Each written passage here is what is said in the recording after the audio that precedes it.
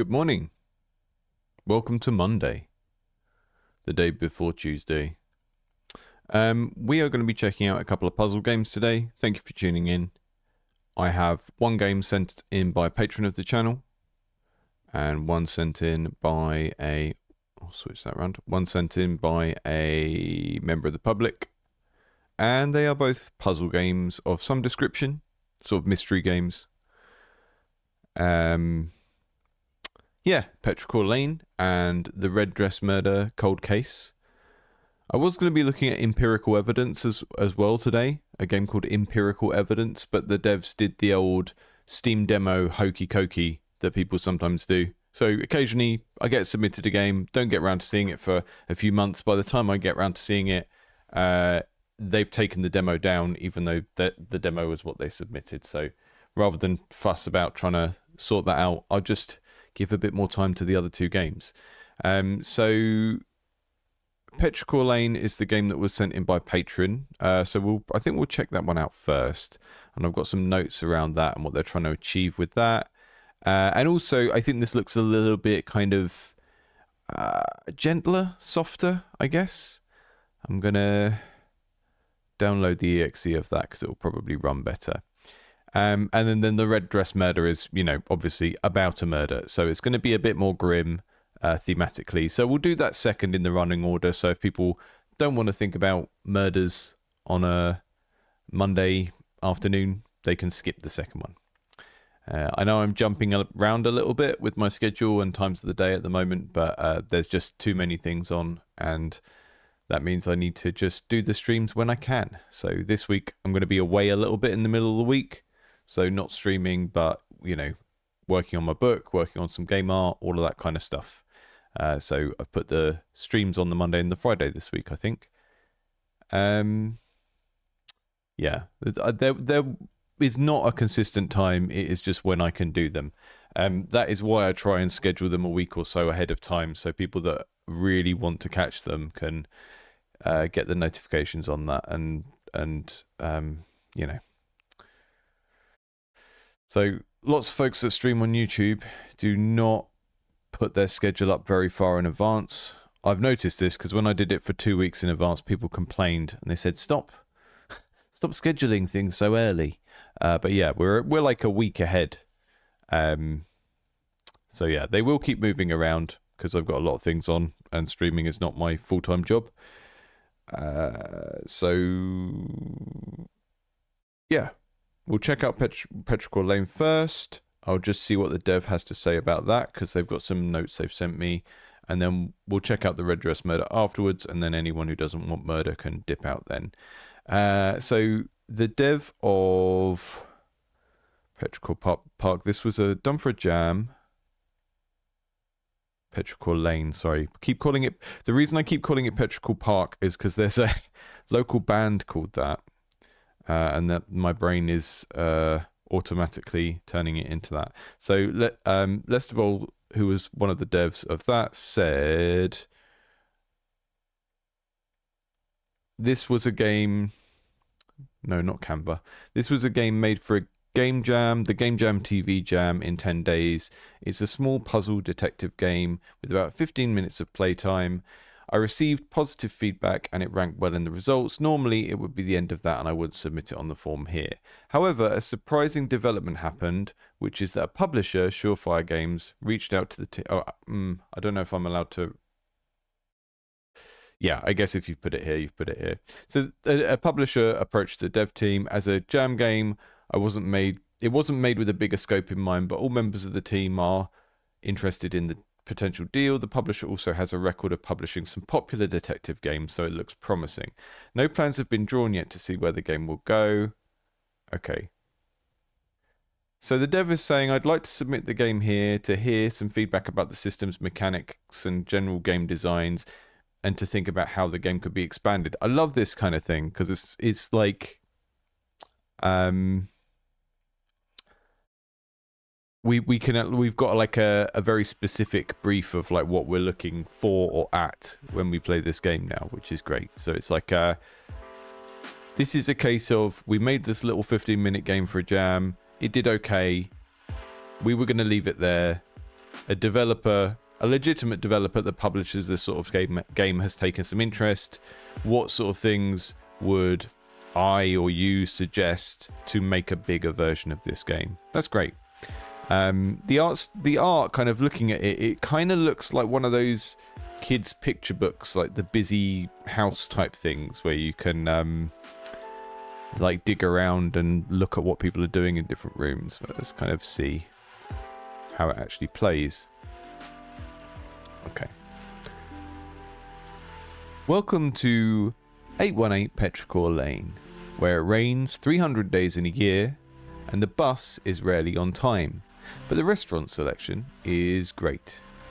As the new building manager, it is part of your job to get to know your fellow residents. Unfortunately, after a wild Christmas party involving a spacesuit helmet and potted plants, the previous manager has lost the tenant records. Use your deduction skills to connect the dots and work out who's who from the clues. Good luck detecting. Okay, cool. So we're doing detective work, but there's no crime per se. We're trying to just solve an administrative problem, I guess. And actually, it sounds like the nature of the puzzles here is going to be a what's it called? What are they called? Is it a nonogram, like a cross-referencing puzzle? A bit like zebra tables that we saw about a year ago from one of our community members, which is a fantastic game. It feels like it's going to be that sort of thing. You're kind of cross-referencing information to gradually fill out a kind of grid of what you think the correct conclusions are. Okay, hover over the clues to reveal information. I'll start it on normal, and then if we get time, we can check out the hard mode as well. Drag tags on the left to slots on the right. Drag tags to anywhere else to delete. Okay. Each character is checked for the correct solution. Solution is not checked until all slots are filled. Okay, actually, I'm gonna check it on the hard mode. I'd be more interested in that, I think, generally speaking. Okay, so we've got the modes of transport in pink. We've got the job descriptions in orange.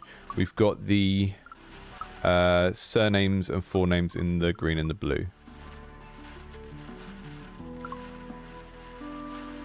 Yeah, this is really cute.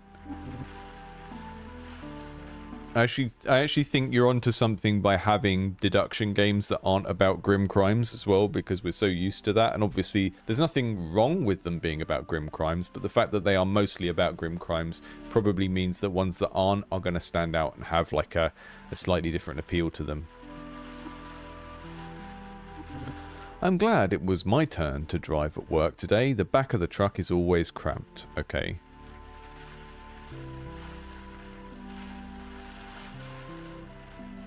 That's someone who can drive, at least. It doesn't bother you that she borrows your bike. She uses it at different times than me since she works the night shift, so I don't mind. So this is someone that actually... This guy with the suit on actually owns a bike. We'll put that on him.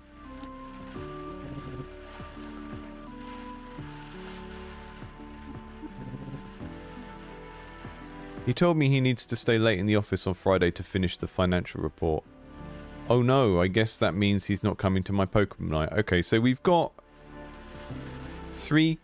I can't tell the...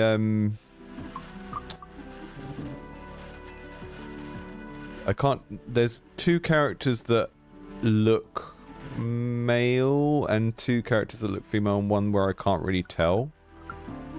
That's going to be an interesting thing. This person is talking about a he and saying that they need to that person needs to stay at work and finish a financial report.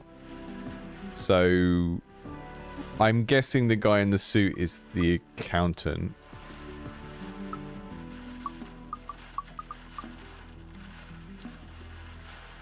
So I'm going to put that there.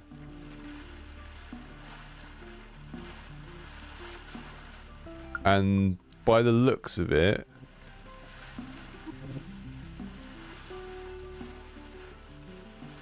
the characters are in the apartments, they should be, although we've got...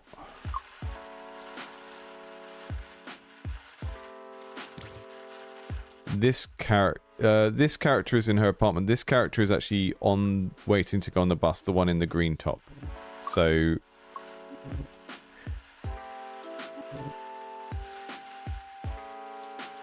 she's the one that belongs up there. And she's going to have bus.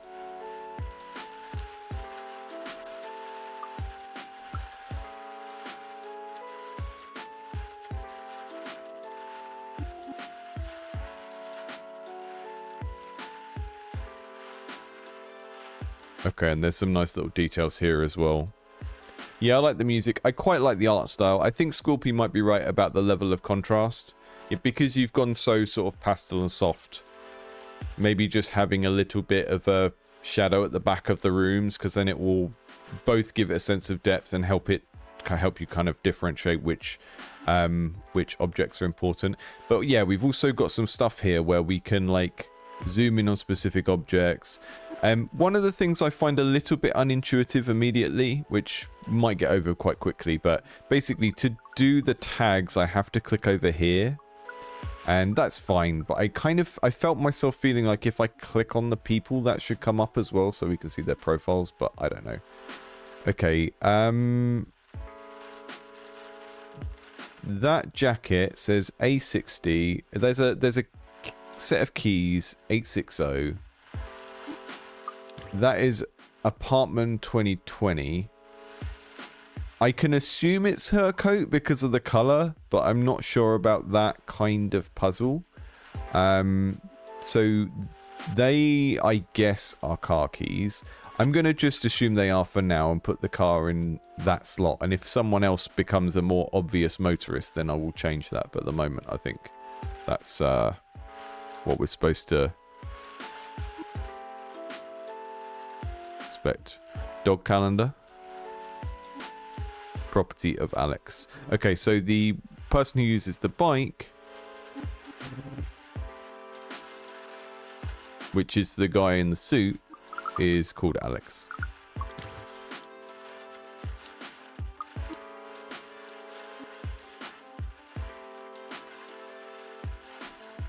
Someone's lost their phone. Someone called Davis.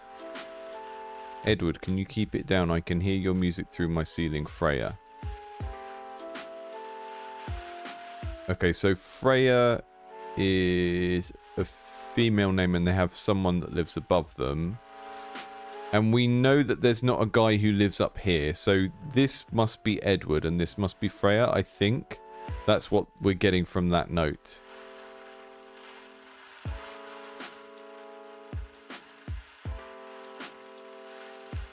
Yeah, I think... So what New Legend just said, it feels like a kid's detective game, but the level of reading is a little bit too complex. Yeah, I think the puzzles are actually kind of... There are obviously a few things that were really easy and quick to find, but I think the process of working through this does make it kind of a adult level of maturity game in terms of the amount of focus you need to give it. I quite like that it's kind of a cozy detective thing with no, like, death or peril or anything like that in it, but the art style does sort of teeter on the brink of that thing. I was talking about this in a stream last week where it's very, very hard to work out how to make like a charming childlike art style which doesn't necessarily tell viewers that the game is for children. And that's not to say that you shouldn't do that or try that, because some of the most popular and famous indie games in the world are like that, but it is a challenge.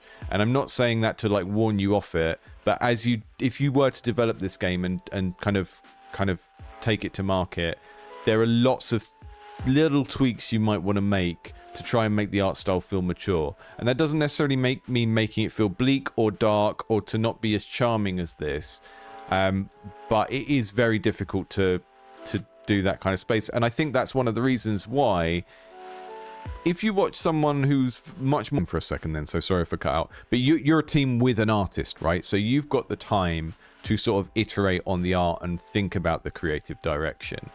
And And so if you want to make it feel a little bit mature, there are a bunch of things you could do. Some of it might just be limiting the color palette a little bit, because part of what makes it potentially feel a little bit more aimed at kids is like how full spectrum it is in the color palette, and how everything is quite it's not super bold, it's kind of pastel, but you've got like all the colors. So there's lots of little things you can do to make it feel mature, but I think the art style generally is quite nice, but it does teeter on that edge of like, is this a thing for kids or is it a thing for adults? And it is like an adult level of puzzle from what I've experienced so far. So you have to make sure that the creative direction is pushing in the same direction as the game, the gamey bit of the game. Okay, so we established from this note that Edward lives above Freya, and we know that this person is probably not called Edward, who's up there. So that's Edward and that's Freya, name-wise.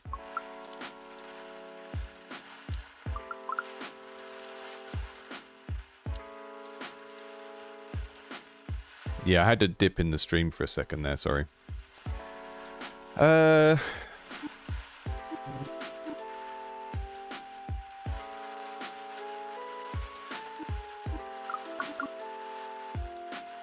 see what's going on with my... One sec.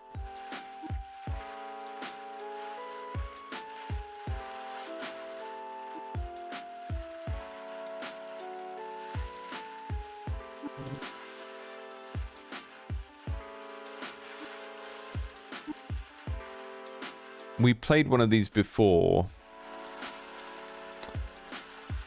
I'm going to send you a link in our Discord after this as well. Remind me, because we had a member of the community that made a similar sort of game, and I think you should take a look at it, because, I mean, it was really good, but yours is doing something slightly different, because we have this slight kind of hidden object element where the different bits of information we need to solve the thing are actually in lots of different places and given to you in different ways, which I think is really interesting. Okay.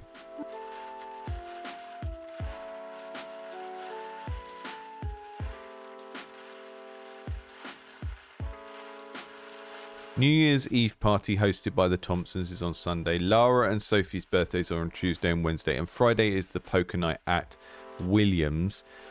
There's a neat little bit of a puzzle here as well, where William could be someone's first name, but it's actually a plural surname. So these two are the Williamses. So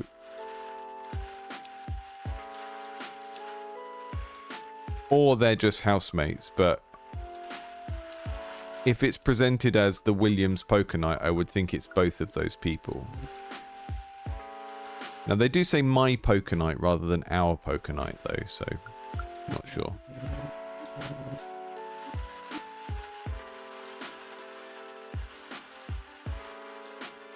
Reminder, Robertson is asleep. So this is the person who is being woken up by the music. So this person's surname is Robertson. So Freya Robertson is down there. And that means that one of these people is a programmer.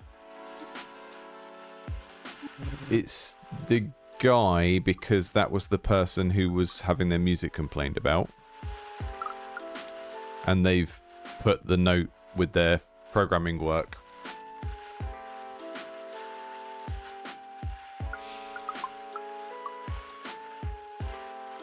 So we've got Sophie, Lara, and Lily are names that we haven't put anywhere yet.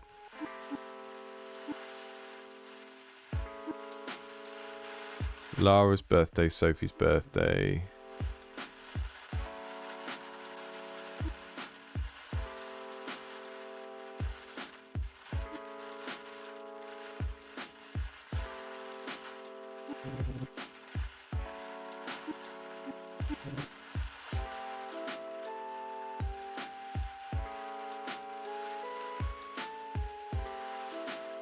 I feel like out of all of the jobs listed, Baker is the only one that would have a truck. But I might be wrong.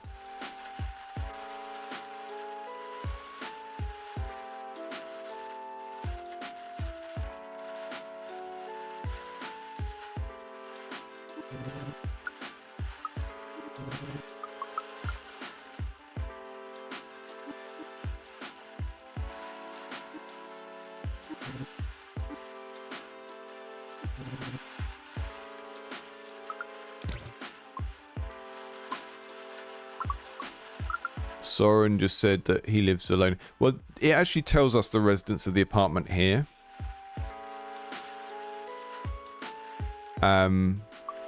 But you have just pointed out the umbrella, which I think is actually an indicator that she's the one that walks. The kind of... How conclusive the different clues are in this is a little bit confusing.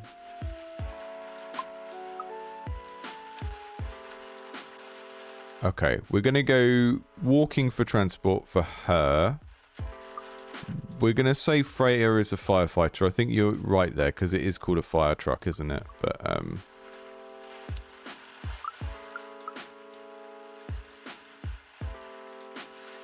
because that's their mode of transport. It's not necessarily what they do for work. So I was comparing the job and...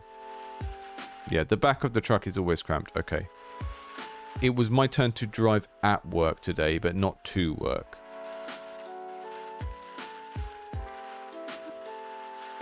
And then she has car keys, which I've already assigned to her.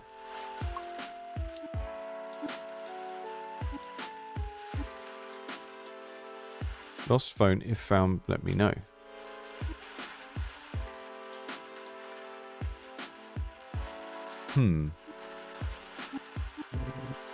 I've run out of things to look for.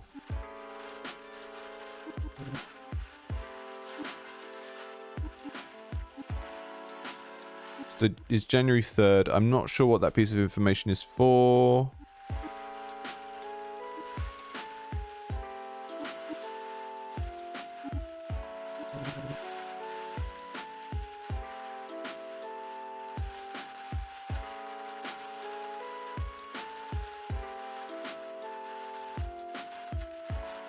Okay, so this means that 2 people use the bike.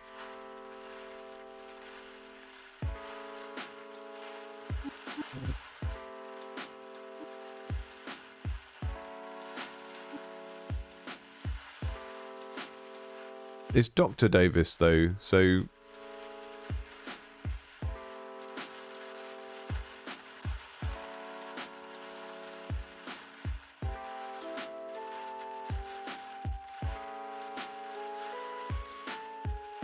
One of the female characters is the Doctor.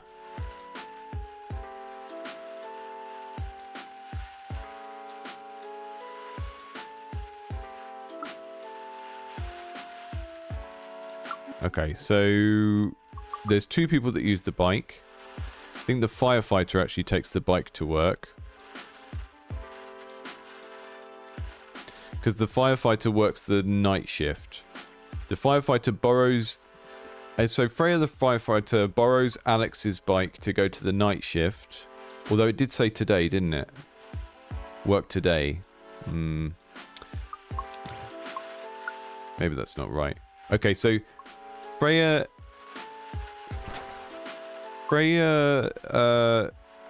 works in a truck. So firefighter is reasonably, you know...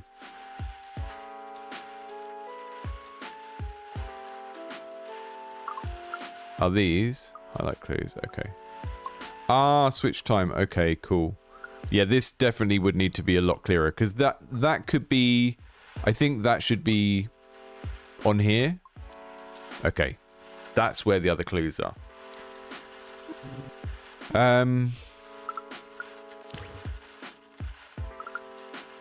So...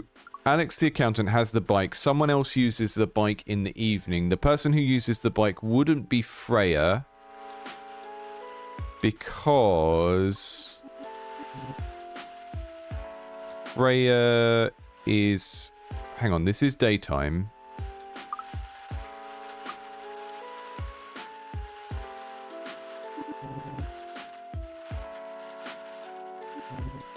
Freya is gone now and the bike is gone. So Freya is the other bike user. Okay, cool. So at night time, everyone is in the building except Freya, who is at work.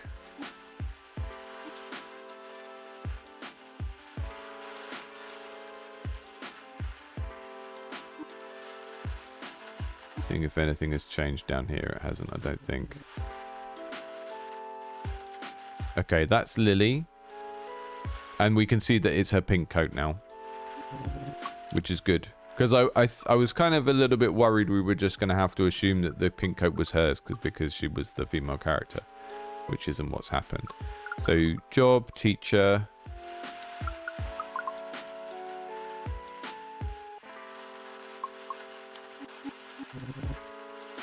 Hey, Paul. Hope it's going good on the prototype.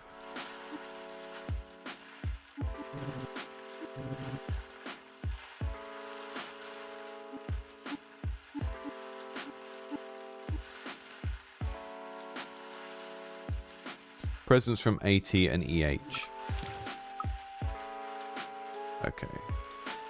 So Alex is called Alex Thompson. Edward is called Edward Hudson. Does that mean... Someone is called Davis, who we don't know what they are.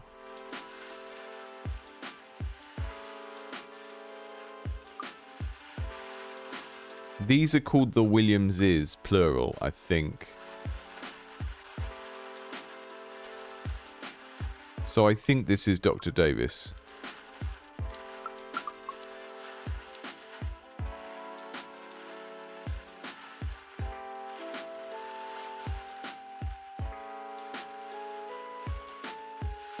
Thanks, Pale Girl.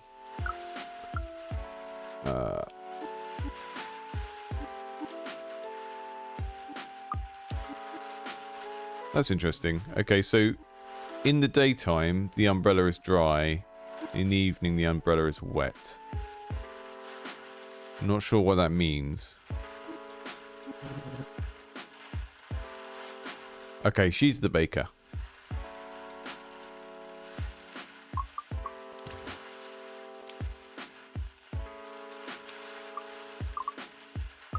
Oh, and that means we've used all the names.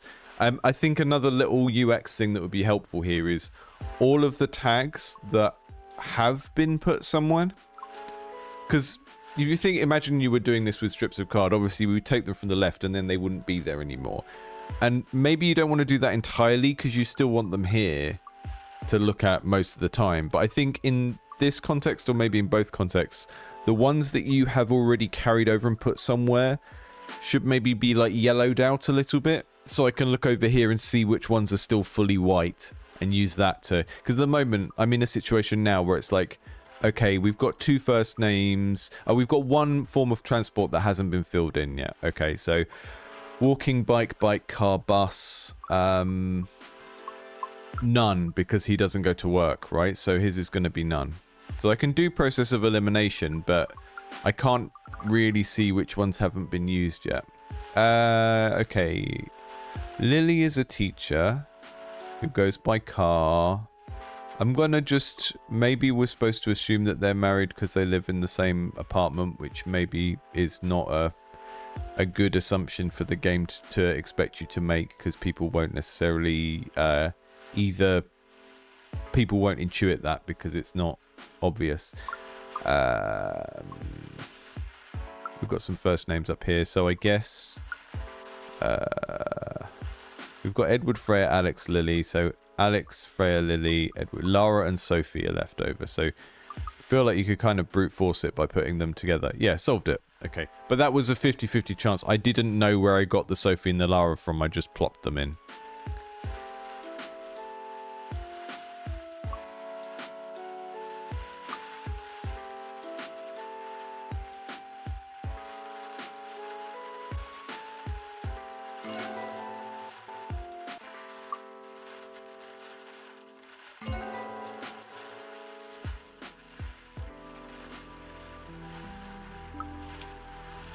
Let's just check it out once more on the normal mode and see how it works from a UX point of view. So, okay, we're going to go and put people's jobs in. So I'm going to say he's a programmer.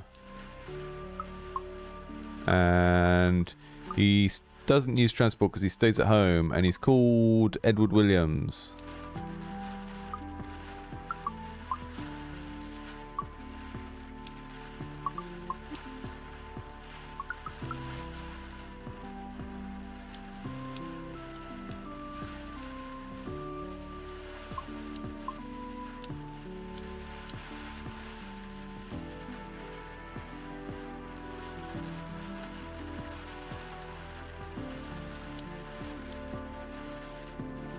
Yeah, but I mean, there aren't necessarily that many indicators that they are couples, right? That's the problem. They could just be housemates, especially given the fact that they're not like families with kids and stuff. So I think you've got two problems with expecting people to make that assumption. Is some people just won't make that assumption because of the implied, like, none of the characters necessarily look middle-aged as well. So as soon as you've got people in the age group of like 20 to 30, depending on what culture people are from, when they look at this, they're not going to necessarily assume that two characters are sharing the same surname because they're in the same room, you know? And then the puzzle gets out of being a puzzle and becomes like a testing cultural assumptions thing, which might not be the best way of building that kind of...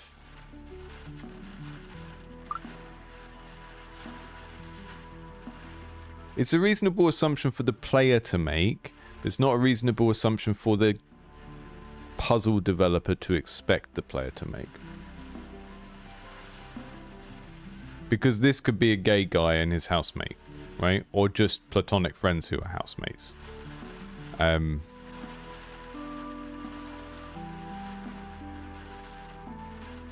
So I think there's a lot of stuff there to think about in terms of how you design the content for this if you wanted to do more of it. I think what we should do as well is... let's have a look at the...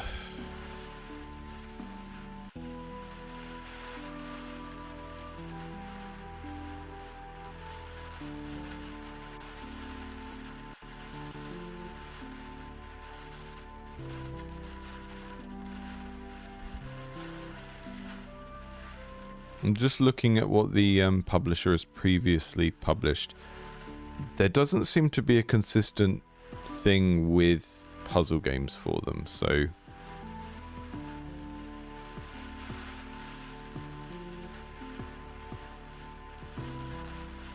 That's interesting. I mean, we can chat more about that on the Discord, I think, rather than doing that on the stream.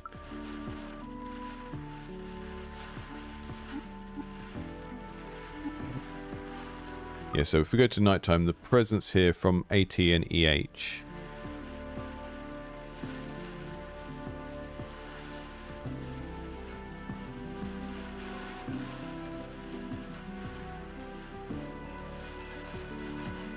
So I'm pretty sure, hang on, 1, 2, 3, we've got 6 characters, and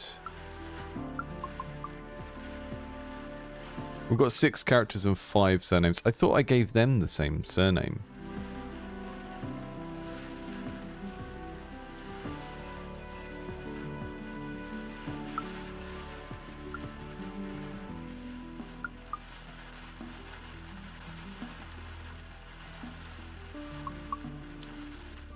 Change that. Hudson. There you go. So yeah, it's locked it in because it's showing us that that character's right. I'm not sure that sort of the easy hard mode distinction is big enough to help someone that's not very good at this. Because having the game tell you, oh, you've got all of that right so far, yeah, great. But that doesn't help you get there. That doesn't change the ease of getting there in the first place. No, it doesn't change each playthrough. It's a jam game, so there's only one puzzle here. And I think the big question of if you were going to make this into a larger commercial game, you would have to think about how are you going to change it? Are you going to do 20 apartments? Or are you going to do some degree of procedurality so that you can have the same apartment and have things slightly different in it? Or how bespoke do you make the puzzles? How variable do you make the puzzles? All of those types of things. I can't answer those questions for you. Those are things you need to think about.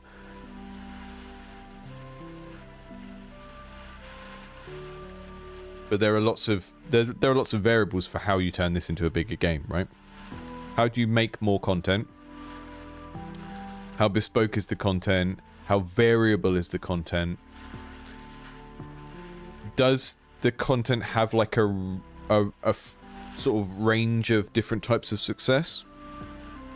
So is there a way of doing a level where you kind of do it in a way that's okay, and the game is like, well done, 2 out of 3 stars, versus a version where there's some additional goal that you can get?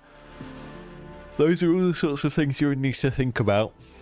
Or, sorry, the other thing you can think about as well in terms of difficulty, and something that kind of ties into both how you would make this game more varied and how you would kind of stretch out over longer experiences, how much kind of misinformation or red herrings do you put in there? Because at the moment, like, every one of these things you can zoom into gives you a piece of information that is actually relevant to one of the things we need to investigate, or one of the things we need to know, right? So there's no misinformation, there's no red herrings, and that's not. I'm not saying that as a complaint. I'm not saying this game should have red herrings. I'm saying that that's like a vector of balancing or content expansion you could look at if you wanted to make a bigger version of this game.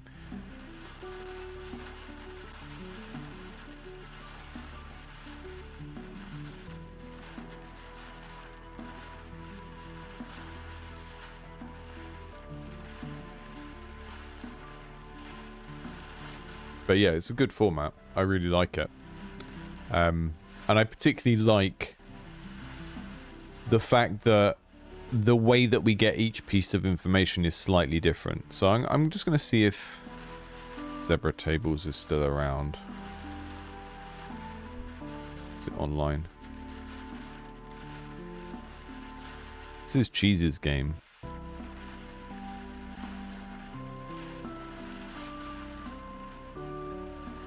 Gonna see if he's still got it on itch.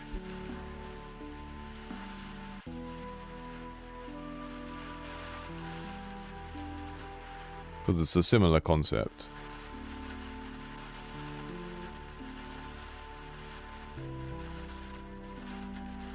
I don't know where it is.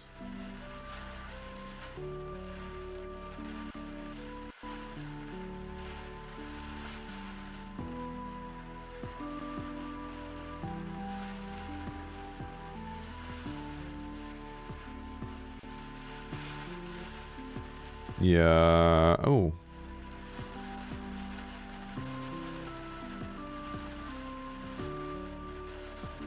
Found it on Cheese's website. So yeah, Cheese on Cheese, who's one of our Discord mods, was working on this game Zebra Tables, where you have a bunch of animals you talk to about a crime, and you cross-reference it, and you tick the things on the grid to sort of track the conditions that you're locking in. And basically that side of the mechanics is exactly the same as what you're doing here. The thing that makes this slightly different is that we get the information from different places. And yeah, once I knew that little daytime nighttime switch was there, that's a really neat little thing.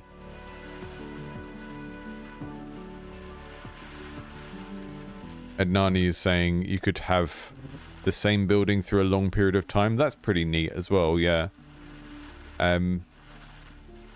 I think even if you were going to make a bigger version of this game as well, there's lots of things you could do with tactility as well. Like, you know, making the visual distinctness of the daytime and the nighttime quite pronounced.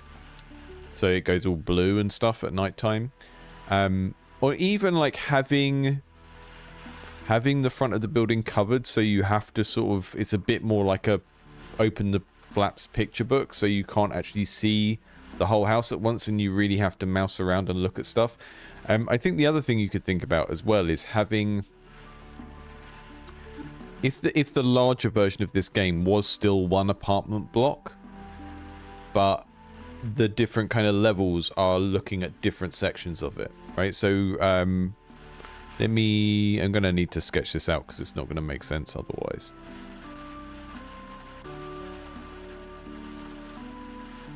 Because this might be a good way to do some asset reuse in a way that is makes the thing more interesting for the player. And I'll show you what I mean, because it won't make sense unless I draw it.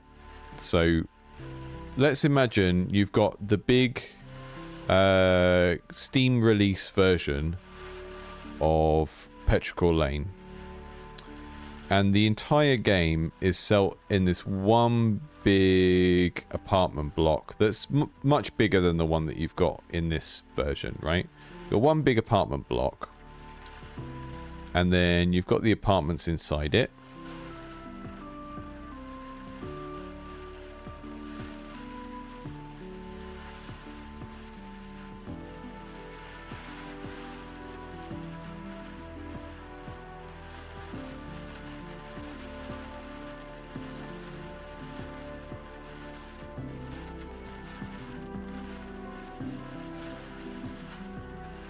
I think this could be a really neat way of doing this, actually. So you've got all of these apartments in this apartment block, and don't worry, we don't see them all in one level. But we do what you've done with a small set of characters and apartments as a level, right? Like, just...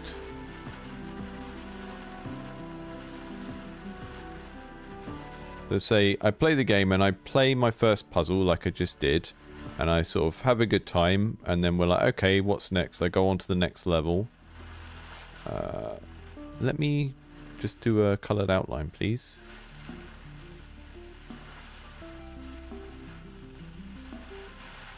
There we go.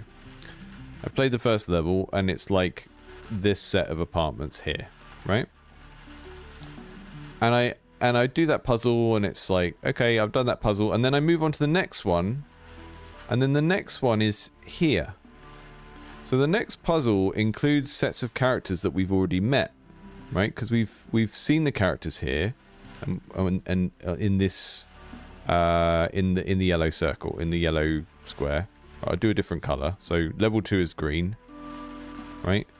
Level 2, we meet some new characters over here, but then we've still got the previous characters from here and here, and that means that you can reuse some art and some characters from those two apartments, but that will also be satisfying to the player because it will feel like they're playing this this puzzle game that is also a kind of elongated soap opera where you meet the same characters again, right? And then if we said, okay, the first set of levels, they're all 4 apartments at a time. So we'll go, level 3 is up here. So like some completely different people. And then maybe level 4, we want to make it harder. So now we include 6 apartments. And we go back to the start. And we go, okay, it's these 6 apartments. So we revisit these people we saw before. Here and here. And these 4 up here. And then, yeah, you keep moving around like that. And then we go, okay, level... thingy is down here, and you would keep like going around between sets of apartments so that you usually see some new characters each time, but you're reintroducing the old characters, and that means you can reuse the art from the different apartments and reuse certain objects and certain clues, but as the game progresses you can have like a little soap opera developing where you learn more things about the characters from the previous places. And in terms of how you arrange it all on the screen, obviously that's really up to you. I think keeping the limitation that you've currently got of, you know, this set of apartments needs to be an illustration that fits here. I think that makes perfect sense. But you could do some stuff with that concept that I just showed you of like, you know, if you went that way, you could have one level that's like that, that's like a much more zoomed out, because you're still like mousing over things to zoom in on them, right? That could work really well. I think that would really build up this kind of soap opera-y sense of, you know, seeing these persistent characters. It's out and came back again then. I don't know what's up with my internet today. But one of the things about cozy games, it's like, what does the game care about, right? And the quality that a lot of cozy games have is that they care about people. You're expected to be interested in the characters in a way that you might not be in a skill or strategy-based game. So I think if you could create that thing where you are spending, you know, recurrent time with the same characters and learning a little bit more about them over and over again, that would be really helpful. But if you did that, if you did a version of the game where it was just these 4 apartments for hours and hours and hours and you never see anything different, I think that would get boring as well. So I think the version I just showed you There might be something in that. I would think a little bit about that, or not, maybe not exactly that, but iterations of that. You know, maybe it's not that big. Maybe it's like, maybe the actual tower block is like, I don't know, like a third of the size of that, but you still, you know, move the focus around and say, okay, this episode is about this third of the cast, you know, because if you've got if you had a cast of say 12 characters, how many are here? You've got 6 characters here, right? So if you had a cast of 12 characters, you could still do lots of different levels with 6 characters in each level, because one level would have characters 1 through 6 in, another level would have characters 7 through 12 in, another level would have characters 3 through 9 in, and that way you can keep having, you know, like a Sims neighborhood, right? When you get a neighborhood in the Sims and you've filled it up and they go around to each other's houses and all of that kind of stuff. I think that would be really neat, because then you can kind of reward players for like knowing about the characters from previous puzzles and stuff like that as well.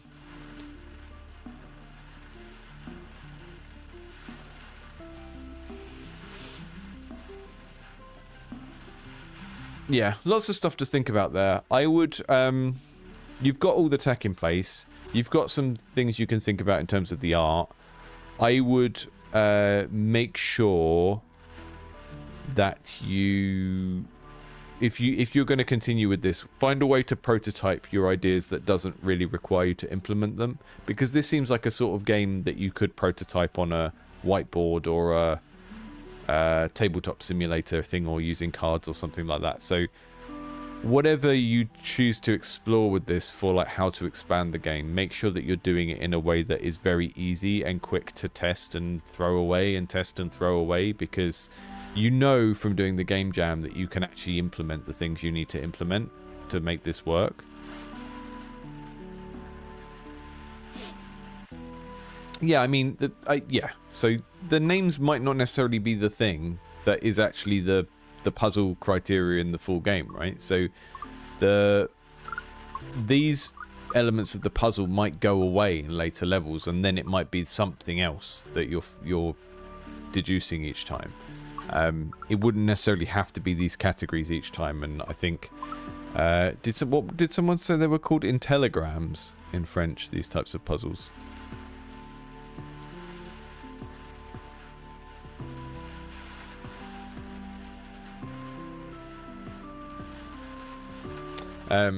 Yeah, it's cool. It's really sweet. Like I said, I think the art style can maybe verge a little bit on childish rather than sort of mature cozy, but I don't really have the language to describe what that distinction means, but it's definitely something you can kind of play around with. And yeah, let's move on to the next game. Thanks for sending that in, and if you do keep working on it, then keep us posted. Intagrams. Okay, cool. Okay, let's investigate the red dress murder.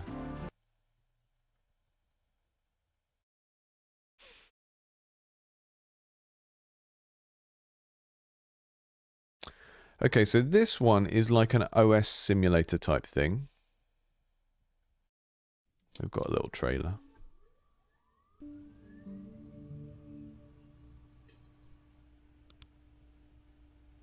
Oh, it's not a trailer. It's like a full playthrough. Okay, I don't want to watch that. Right, we're going to be doing a investigation in a kind of OS simulator type thing.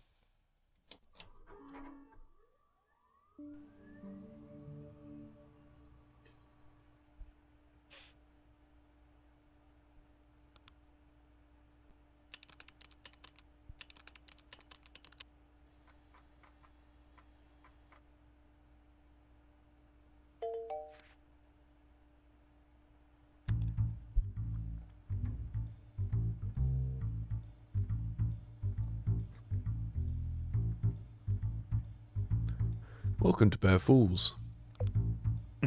Detective Ramirez. I'm going to have to do some accents, aren't I? It's that time of the day.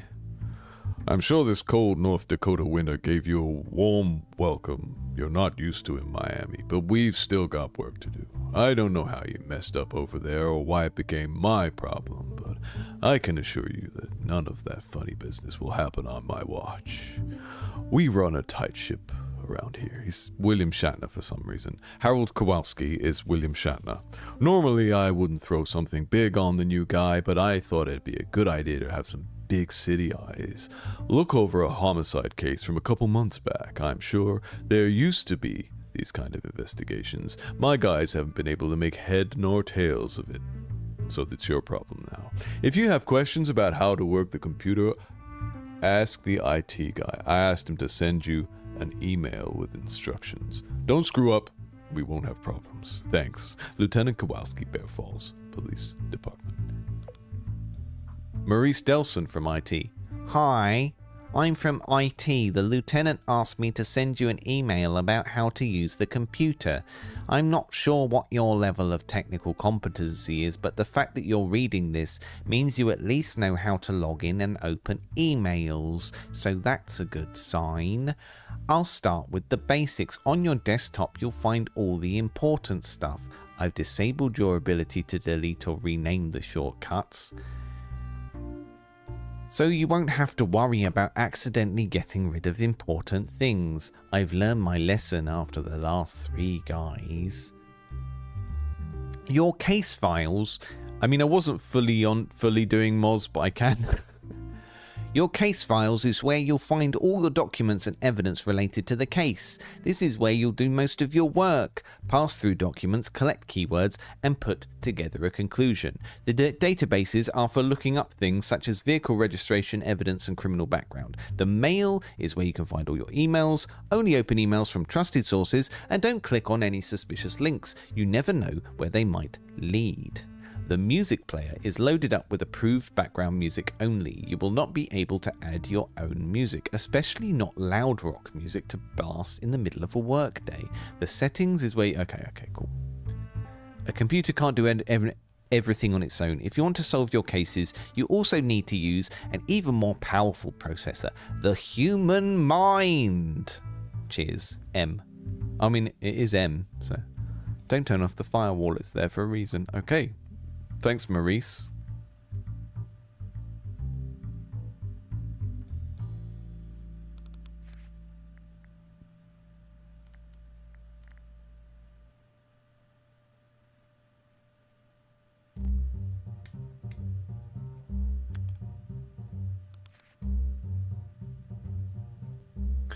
We've looked at our mail.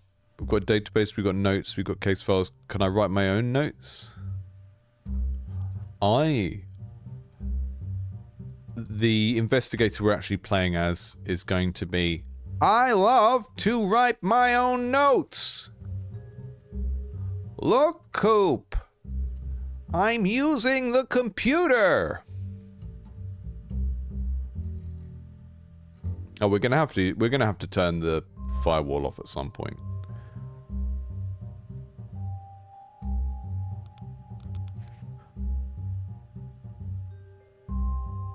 I do feel like not being able to drag these around.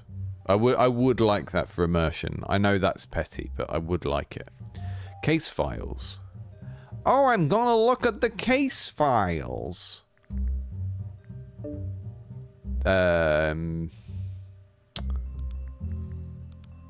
school backpack.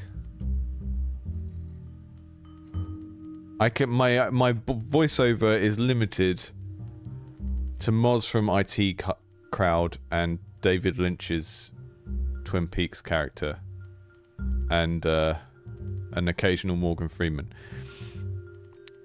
Okay. A child's school backpack found with the victim. Grim. Novel, diary, notebook, invoice. I love the way this is all rendered. This is really cool. The North Dakota Department of Health. Body was found on roadside. Check vitals. Found no pulse. Victim wasn't breathing. Did not attempt CPR. Skin underneath fingernails. Lips are blue. Signs consistent with asphyxiation are present, including facial swelling. Ligature marks and abrasions on the victim's wrist and ankles. The fourth and fifth finger on the right hand and the right forearm are broken. There are several fractures on the victim's head. They vary in severity. Fourth and fifth finger on the right hand. Okay, the body has yet to reach full rigor mortis as of this morning. Death may have taken place well over 12 hours ago if it was exposed to the cold weather overnight. Dark mode as well. Dispatcher call log. Ah, yes, I was just driving and I thought I ran over a nail or something. Anyway, when I pulled over, I saw someone lying on the side of the road. They're just called OS sims generally. There is a notepad, yeah, but we would have to close this and open it up. Where was this? Just off of Interstate 94 going west near Bear Falls. Do you know if they're still alive? I don't know. I didn't go over to check. Okay, we have paramedics on the way. Please stay near the body in a safe location to help direct officers. They'll be there shortly. Okay, thank you. Police officer report. Witness said she was driving to work and had some car trouble, so she pulled over and discovered a body. When asked for her identification, yeah, it should, because I read like that all the time. Witness refused to give their full name and only gave their first name, Charlotte. New name discovered. Okay, we can click these. We get keywords. License plate 822JJM. Some wear and tear on the vehicle with slightly cracked front windshield, but no significant damage or marks. Paramedics arrived shortly and witness was allowed to leave the scene. My initial inspection, the victim's body is pretty beat up, injuries all over the body. The victim might have been walking along the shoulder, perhaps hitchhiking, when a negligent vehicle hit them. Tire tracks on the shoulder and injuries match up with a high-speed collision. Yeah, because their fingers on the outside of their hand were broken. And their arm was broken. Right, so if you were hit by a vehicle coming on that side, and it, yeah, I guess that makes sense. Requested a detective to report to the scene to have everything better assessed. The station sent John out to investigate. Okay, detective report. Reporting to a possible crime scene. This is John Morrison. Am I supposed to just click all of the lines? I don't know. A body was discovered on the side of the road. Jim was the first to arrive at the scene and took the witness's statement. Define tire impressions and footprints. I mean, yeah, this is going to all be text. It's that type of game. Can't be helped really. The body was disposed of at the scene and the murder took place elsewhere. Okay. The footprints roughly match men's size 12 boots. Tire truck width likely matches a larger vehicle. Probably a van or truck. The victim appears to be a child between the ages of 10 and 14. The victim was wearing a gray sweater, dark colored denim, and black sneakers. The victim has long, straight, dark hair and is probably of Native American descent. Okay.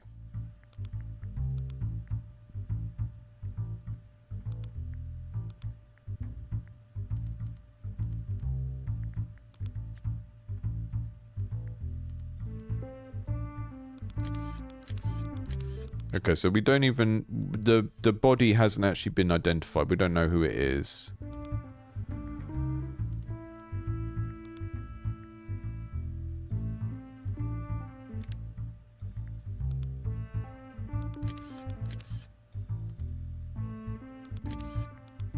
So we go Bear Falls goes here. You see they've got color codes for which things are names, verbs, locations. Interstate 94. On an autumn morning in Bear Falls, North Dakota, someone was discovered.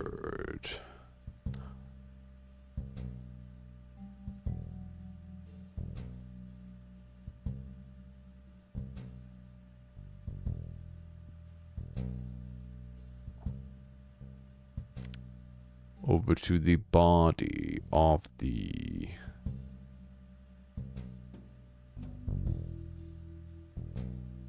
Yeah, I don't know. Oh no, okay, this is someone was driving. So then the...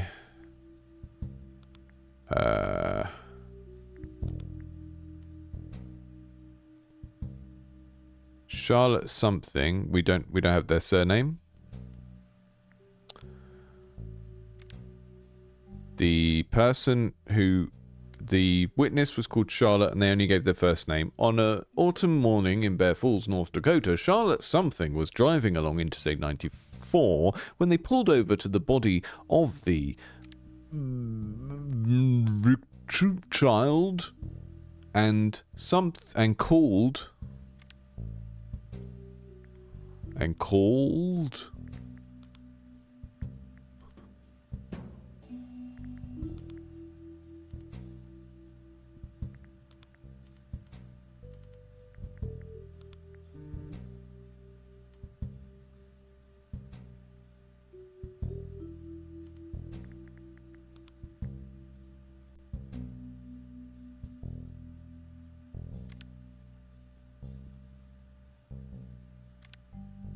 the office?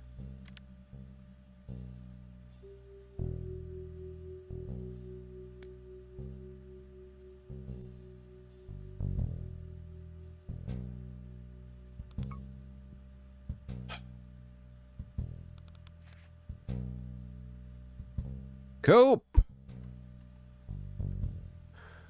we don't know the witness's surname. Coop. The girl is a Jane Doe.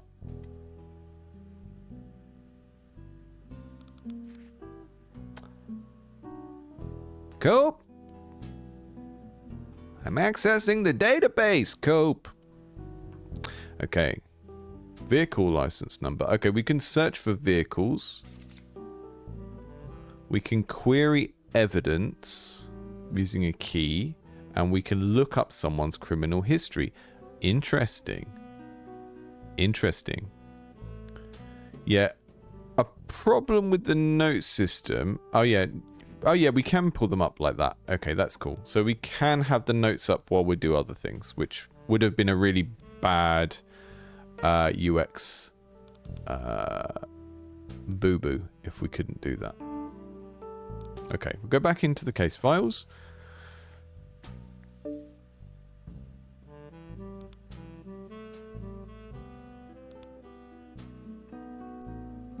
You can see what they've done here as well. Like file 1, file 2, file 3 are 3 different kind of levels if you know, investigation separate things.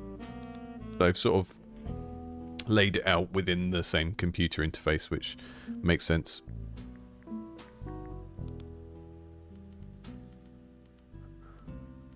Okay, any car number plates we need to look at? We can look up what the witness was driving. A Honda sedan, 822JJM. Can I copy paste? I can. Wonderful. Charlotte Green.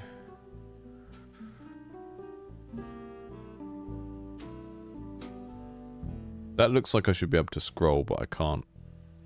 Okay, we go back to the case file. We put her name in.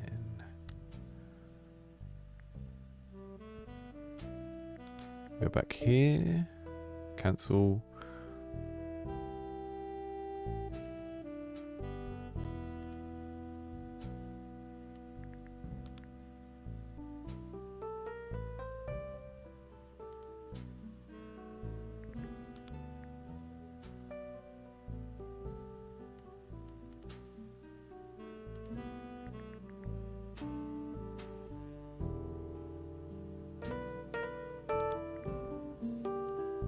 We can search for these evidence elements that we don't actually have right now. We can search for them in the database. Just checking that there aren't any links I didn't click. Didn't click when we went through it the first time.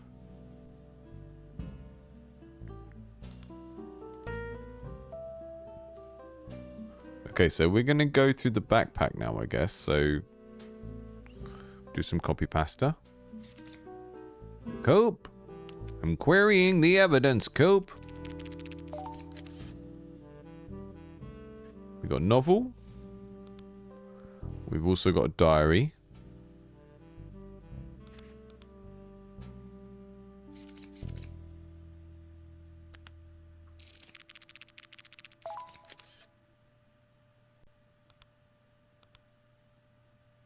A notebook.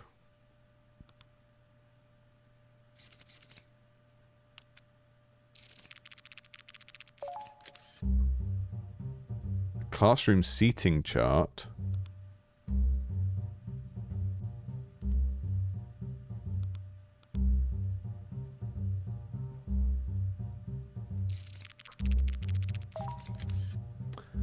And a contractor invoice. That's unusual. That doesn't seem like something a kid would have in their backpack.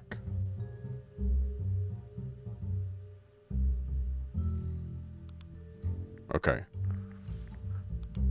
Novel, science fiction novel, found in victim's backpack. Personalized rest message written inside. Monica, this was my favorite book when I was your age. I hope you like it as well. Hank. So, someone called Hank has given Monica the book. Does that mean that the victim was called Monica? We don't know. But if this is the only place we get that information from, then I would find that very dubious as a piece of evidence, because I own books that have notes from to other people that aren't me, the owner of the book. Yeah, I do keep trying to go back to file selection. It's not in a good place. Well spotted.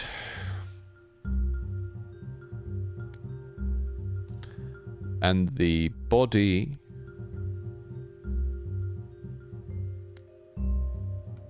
pulled over to the... They pulled over to the scene of the crime and the body of Monica blah blah blah. Maybe? Maybe that's what it's supposed to say. Not sure. Hank, what have you done? Going around giving science fiction books to little girls. Some pages may have been torn out. Diary was found in backpack near victim's body. How grim is this going to get? How grim is this going to get? Yeah, there's a good chance that this is going to get thematically quite grim. So, you know, I don't know how far we're going to go. I will change words and not read out certain words if it gets bad. But it definitely feels like we're in Twin Peaks territory, and not just because I'm writing my notes, Cope. I'm using the computer.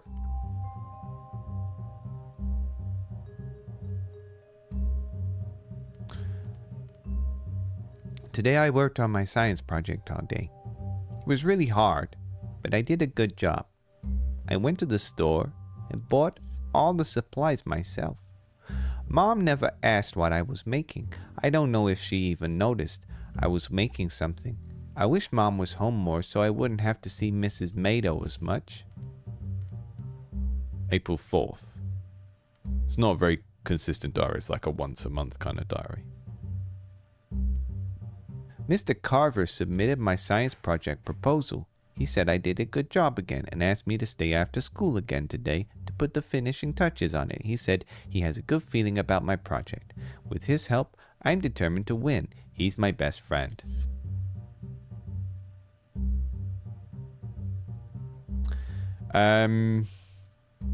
Is Mr. Harver Hank?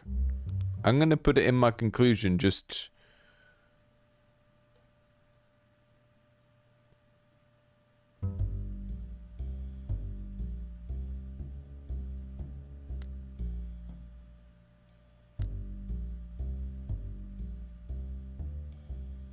Oh, there's the thing, order of arrival on scene. So Charlotte Green has got to go on there because she's the witness, and then the next one will be Jimothy whatever, who was the detective.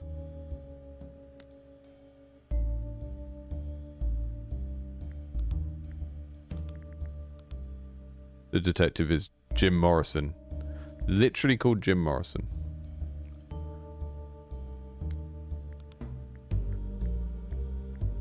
Okay, let's go back.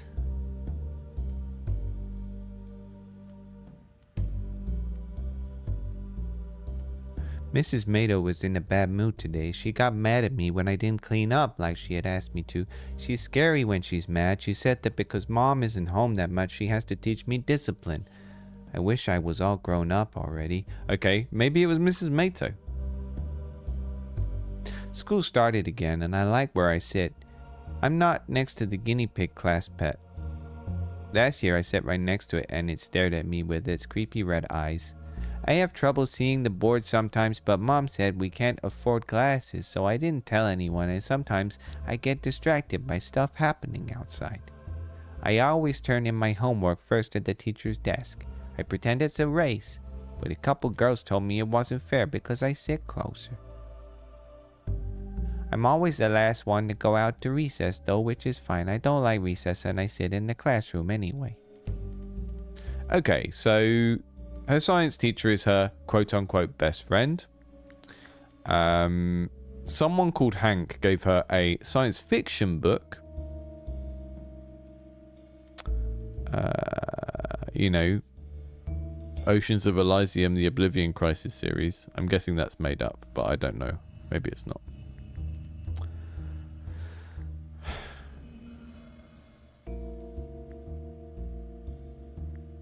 The classroom seating chart from Roosevelt Elementary. Oh, and we have surnames.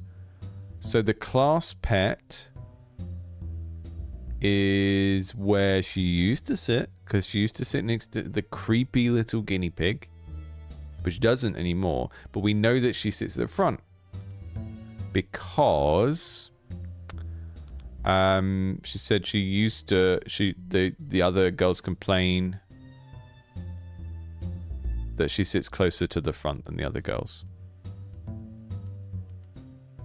So we're going to work out her surname by working out where she sits in the class. But we don't really have enough information to do that yet. We just know that she's not near the class pet and she's near the front. And that means she could be in the middle or the front, but not the back row. Oh, there was something about staring out the window, wasn't there?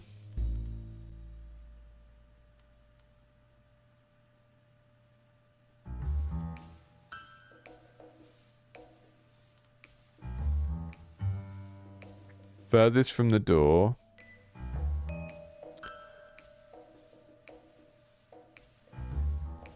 So she's not right near the board because she needs glasses and she can't see the board. So that would suggest she's not at the front.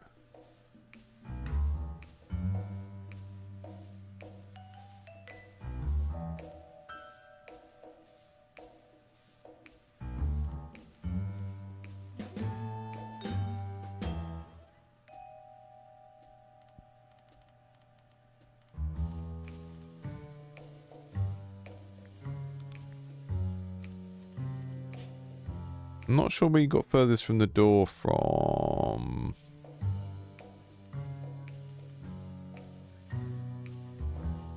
Oh, okay. Faster recess because furthest from the door. Okay, so let's go back and have a look. So furthest from the door, but not near the class pet. So closer to the front than some of the other girls. Not close enough to see the board properly. Not next to the class pet, furthest from the door. So it's Smallwood, I'm pretty sure.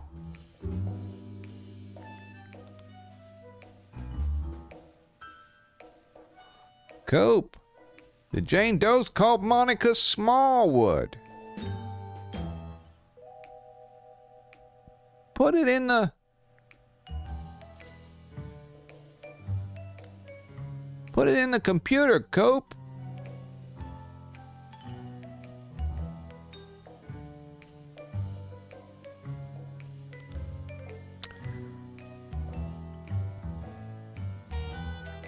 Yeah, it's a lot to develop, but it's also this is what you need to do one of these games.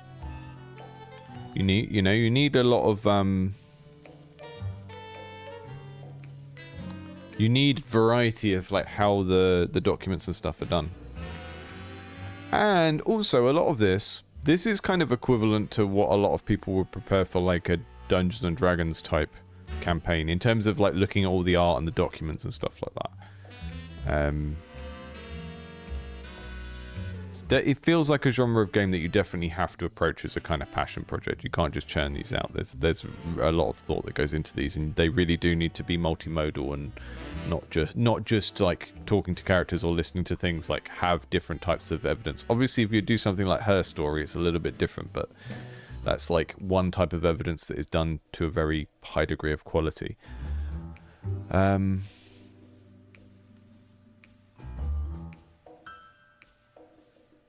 Invoice found within the backpack along with the victim. House renovations, roof repairs, water heat replacement, pay what you owe. Thank you for business. From Mike Nelson to Lynn Chaska. Why is that in her bag? Let's go back. Are any of those names here? Mike Nelson and Lynn Chaska. There's no Nelsons or Chaskas here.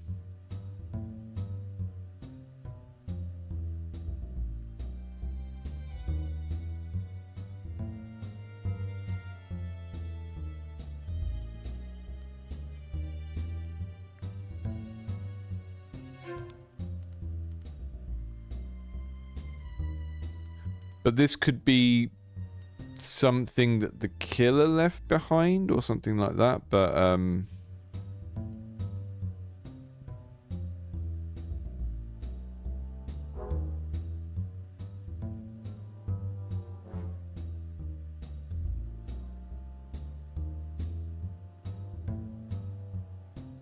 just looking at where the surname Chaska comes from.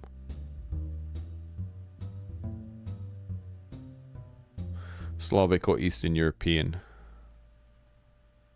or a Lakota indigenous name.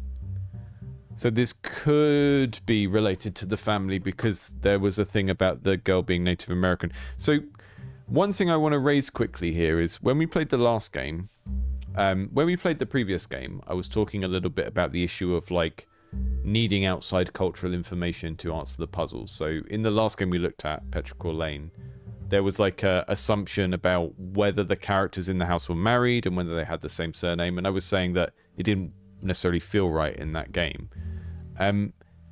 This is a little bit different. This is a little bit more deliberately fuzzy and dealing with the real social world. Whereas the other game was kind of using a sort of cozy wrapper to do a very logic-based puzzle. And there's all of this stuff to think about when you make puzzle games. And even something like escape rooms, like real world escape rooms, if you kind of follow discussions around those, like I'm on some escape room enthusiast groups on Facebook, even though I've only been to like 3 or 4 in my life, because I find them interesting, and I find it interesting to just eavesdrop on people's conversations about puzzles and puzzle design. And one of the things you'll note over there is that there are lots of different preferences in escape rooms for like linear escape rooms where you have to do one puzzle before you actually get the clues for the next puzzle and you can't get them all muddled up, which don't necessarily work as well for large groups of people, and different types of things which are allowed to be puzzles or in puzzles. So certain types of people don't like it when, for example, music theory gets used in a puzzle of like minor and major and stuff like that. So there are all of these different like vectors of how you can design a puzzle. And I think the thing that makes this game different from the last game is this is trying to be more socially realistic and rooted in this kind of like gritty real world. So if I can get like an extra bit of a clue out of looking up where the surname Chaska is likely to come from, then that's kind of appropriate in this game. But those kind of outside inferences or cultural things didn't feel as appropriate in the last game because it was so cartoony and soft, and that sort of indicated that it was being soft on the audience in some way as well. Whereas this is not doing that. This is kind of a bit more grim, and I'm not necessarily saying that that makes it a good or bad call, but these are all the things you need to think about in terms of how the mechanics or the difficulty of your puzzles like latch on to areas of the tone of the storytelling and all of that kind of stuff.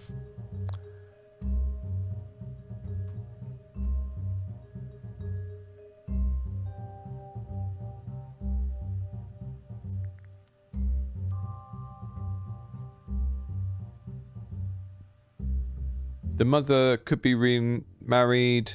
If Lynn is the mother, we did say that the mum can't afford spectacles, so there's a good chance that this is Lynn. But why was it in her bag? Why did she have her mum's, like, debt letters in her bag?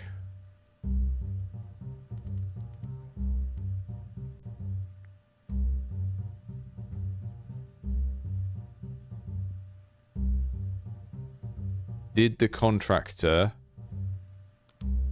I mean, we've got a few different people that could have... we've got a few different potential culprits here now, which is interesting.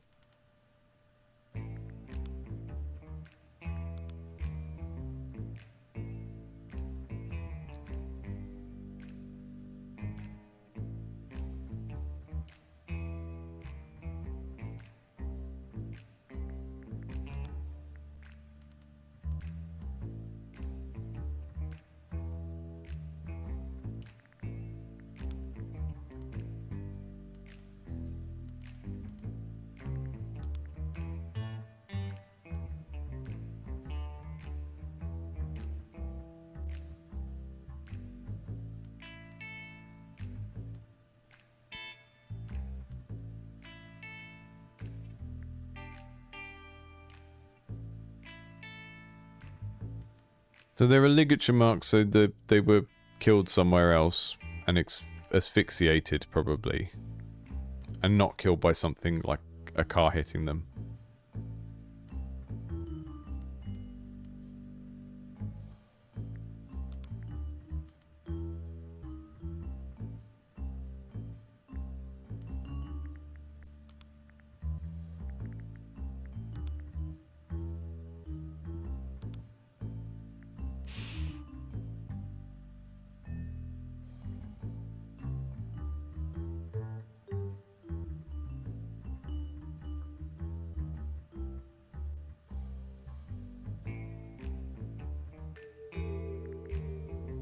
Okay, the cop who went out is called John.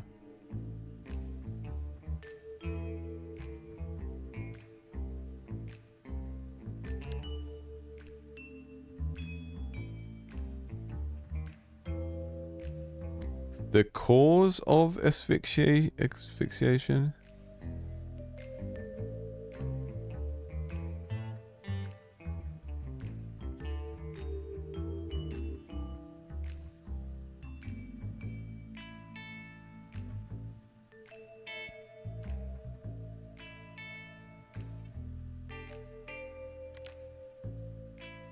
It was assessed that someone correctly something the... It was discovered that...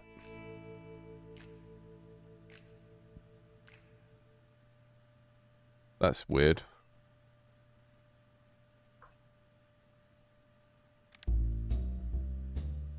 Correctly, it was determined that someone correctly assessed the...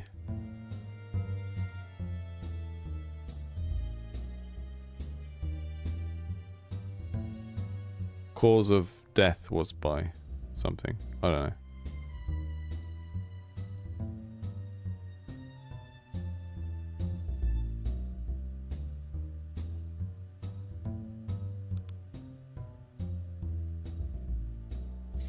Oh, we can look up criminal histories. Ah, yeah, that's where we get our next bunch of evidence from.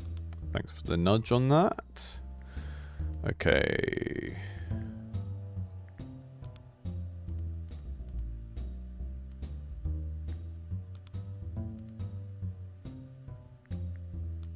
We don't have a Nelson in this sheet. No. I take these. So if you click every clue you don't need to, all that happens is you get this. You get like more kind of mud on the conclusion panel because now we've got all these extra names.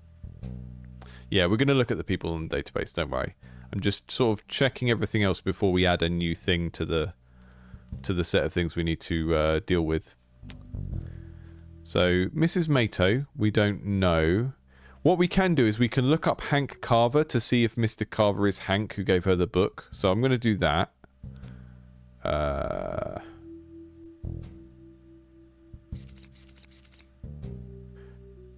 Cope! I'm searching for Hank Carver in the database.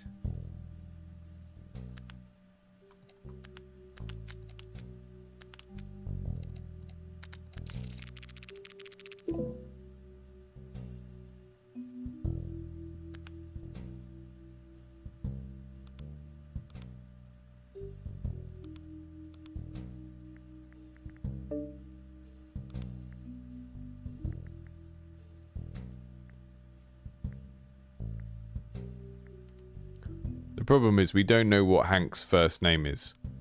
We know that this guy's been going around giving books to little girls. We don't actually know what his surname is. Put a space after the comma, are you sure? Yeah, I guess it does. No. Yeah. So we're going to do Mike Nelson next.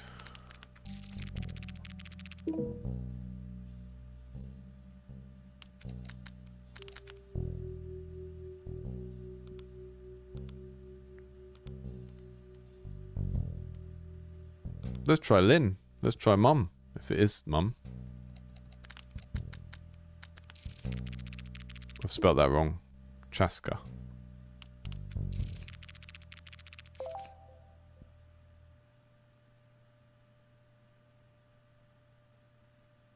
Reckless driving.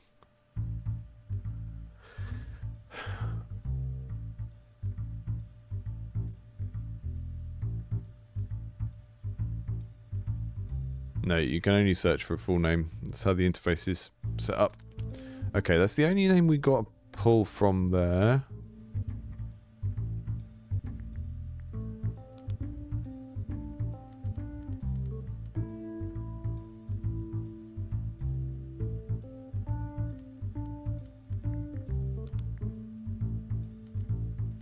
We don't know Miss Mato's first name.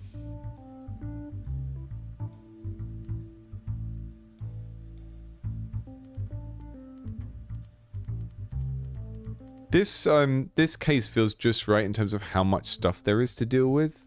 I don't play a lot of these games, but it's very kind of like localized to a set of things that's quite easy to hold in your head. Okay, we didn't look at this page. I haven't clicked through this. There are abrasions and bruising on wrist, ankles and neck. Patterns match a rope of some sort. The victim was likely bound. Victim has injuries on her fingers and arms that are consistent with defensive wounds. The victim's body has lost all colour. The level of stiffness that the body has reached suggests that the time of death was no more than 6 hours ago. A large wound is present on the back of the head, possibly caused by a blunt weapon. Cause of death likely from blunt force trauma to the head. No identifying information was found on the victim's person. A school backpack was found at the scene, presumably belonging to the victim. Item is collected into evidence. Okay, let me just check I haven't missed any other pages. No. We haven't got any like other evidence lookup keys so far. We got that set at the beginning.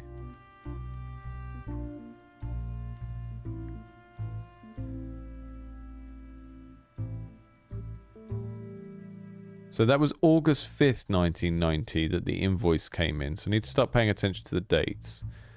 The reckless driving charge was also in 1990.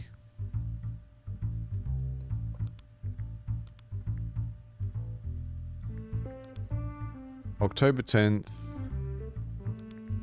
Oh no, hang on. Yeah, August 5th. So the summer... I'm trying to get my head around this because I can't think of the months without... Oh no, we've looked at all the documents. There was just one where I hadn't scrolled all the way down. Okay, so this was August. This was the summer of the current year. Because the evidence is coming in October.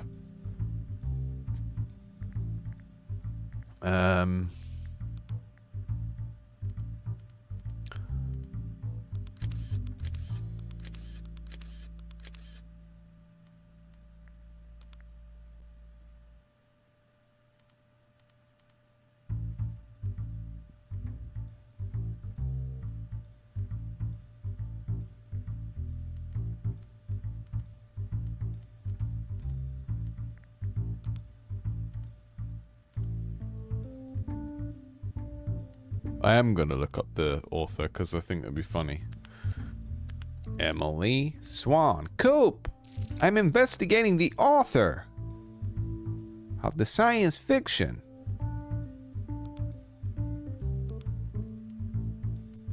She's clean, Coop.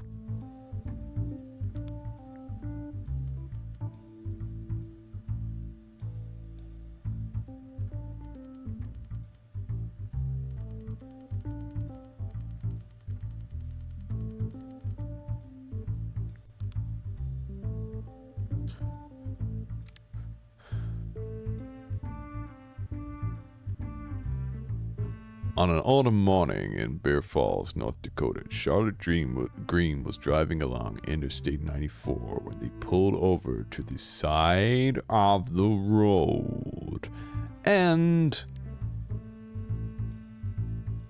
discovered the body of Monica Smallwood. It was determined that John Morrison correctly assessed the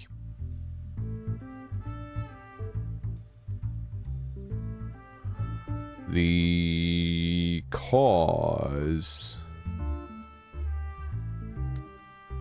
of death was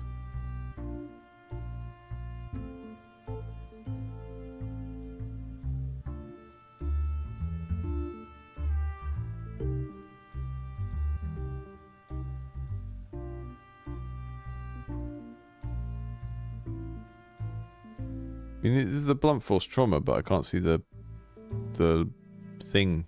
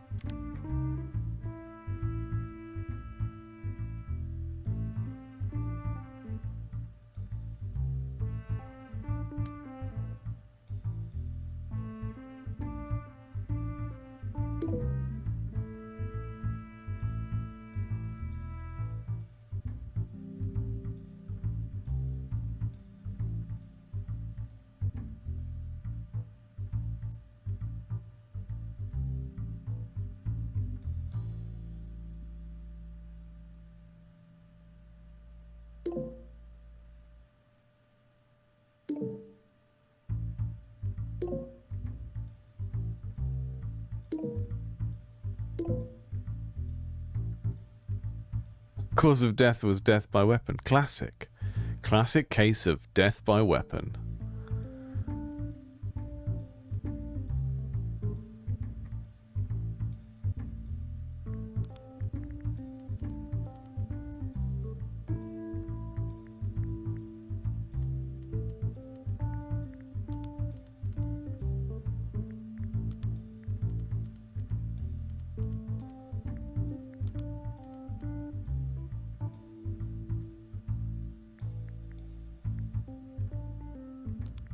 It's the police, oh no, hang on, reporting officer, Davis.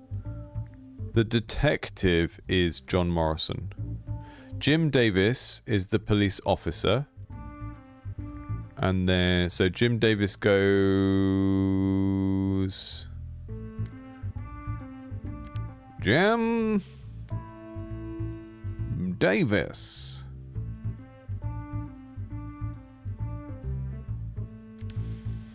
Death by weapon.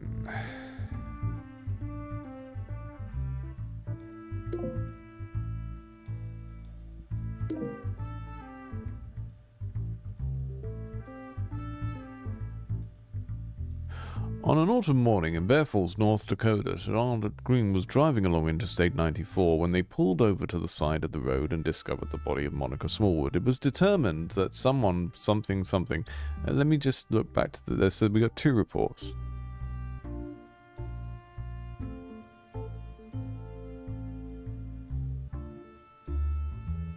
Okay, so where Jim Davis thought it was being hit by a vehicle. Then they called in the detective.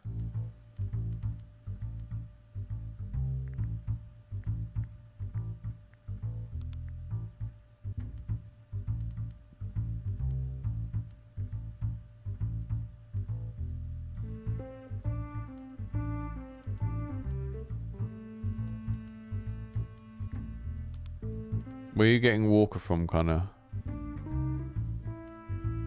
No, she's definitely not at the back, because she said that the other girls said that she can get to the board too quickly, so she has to be in the middle because she's not at the back.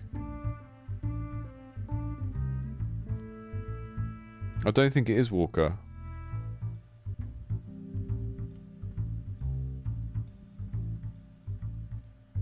Where do you get the next to the teacher's desk? Ah, the teacher's desk isn't the board. That's a good... That's a red herring if I ever thought of one. Okay, let me go back.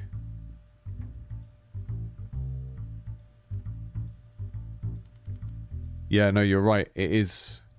Yeah, you're right. That's a great puzzle. That completely got me. Because I saw that the board was here, so I just assumed that the teacher's desk was near the board, but the teacher's desk is opposite. So it is Walker. Okay. I believe you. Monica Walker.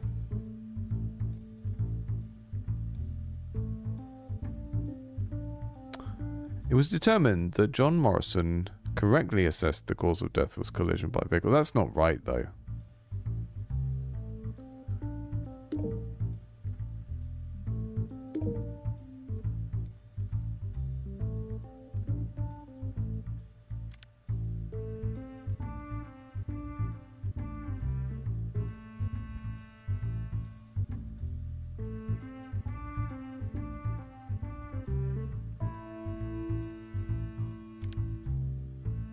So John Morrison is the detective.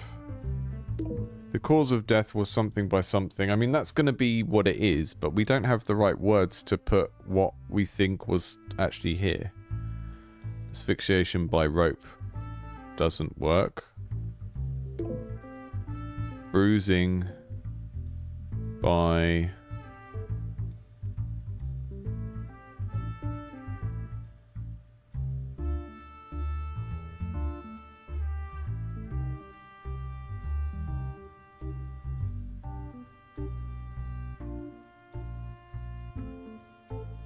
Oh yeah, of course. Sorry, I missed that. I was only looking over here.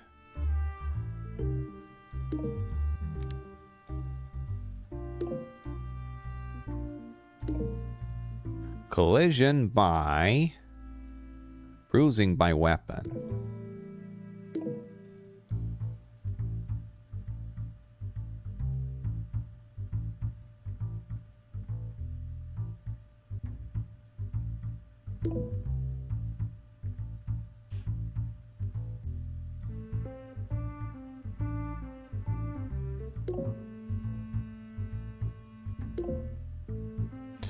Two or fewer labels are incorrect. Okay, so rope was correct because that was the one that changed it, right? When I do that. So rope is definitely correct.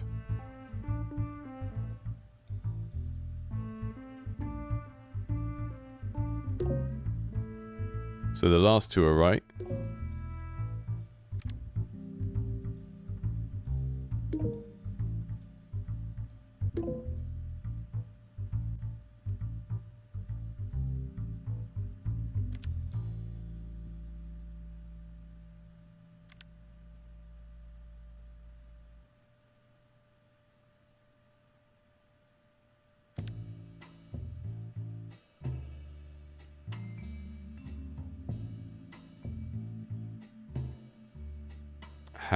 Hmm.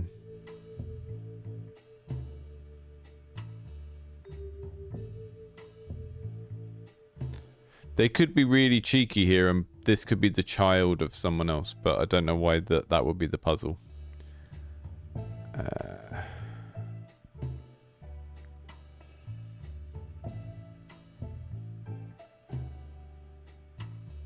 I'm gonna try it. No, it's definitely body. Okay.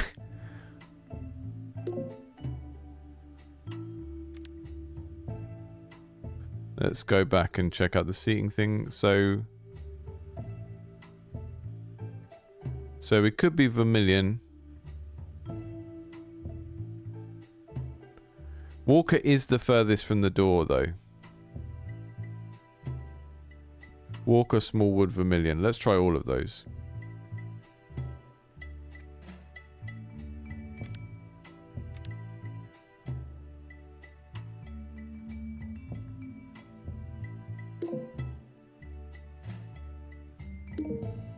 No, we know that Walker is correct as well.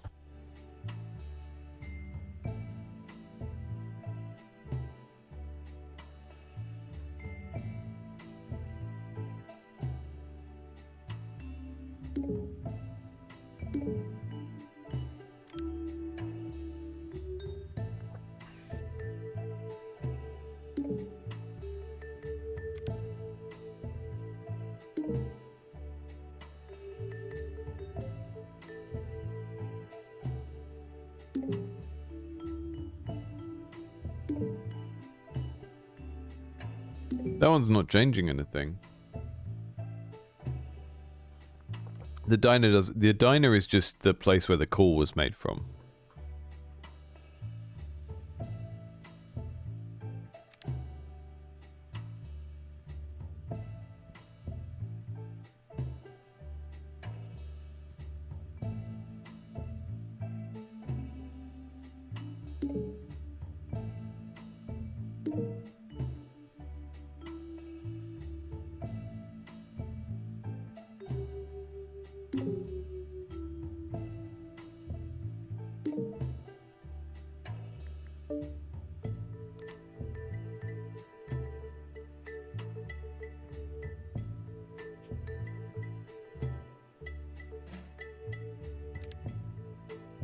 Well, because these aren't.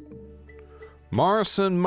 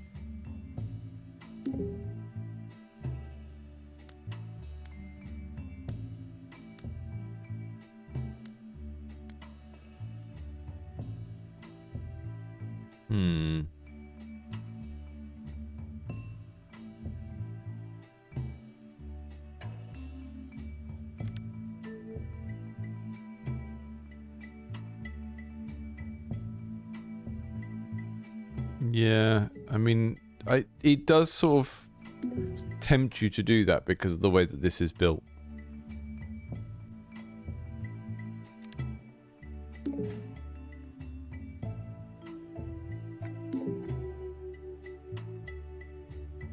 Yeah, I'm a little bit confused by the asphyxiation by rope working, because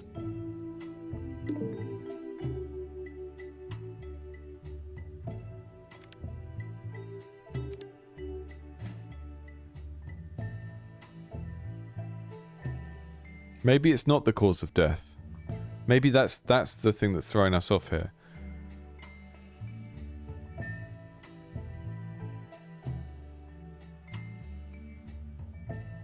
The cause of abrasions? No. It is cause of death.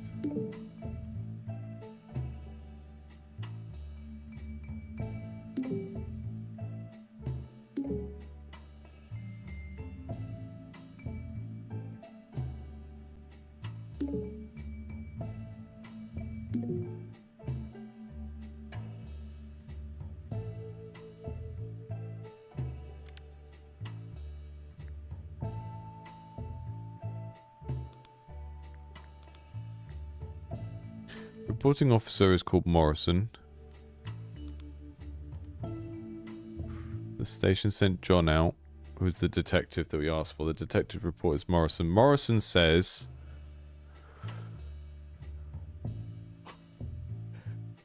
they were tied in rope, but the cause of death was a blunt force trauma to the head.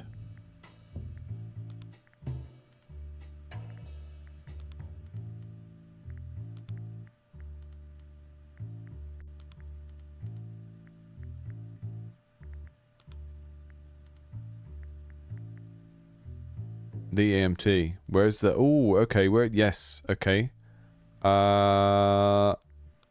It's that one, isn't it? EMT Jennifer Lawson.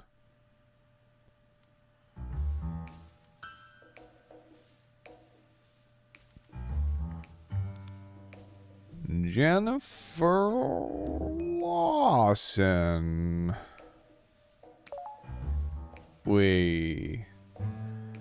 Now, do we put Jennifer Lawson on the arrival on scene? Because that's... Yeah, she's there, right? If she's the EMT, she's going to be... It says dead on arrival. Yeah, she was there on the scene. So Jennifer Lawson is...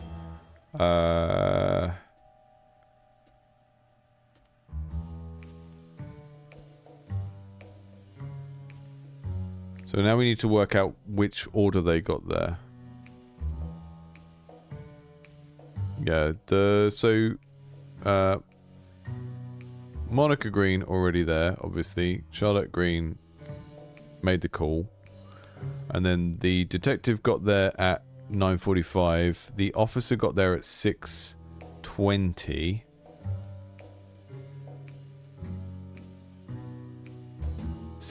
Then the... Yeah, okay, so officer, EMT, detective. So Jim Davis there.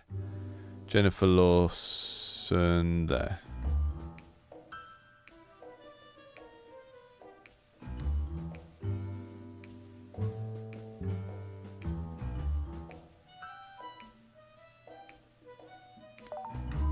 We did it. We did it. We didn't solve it.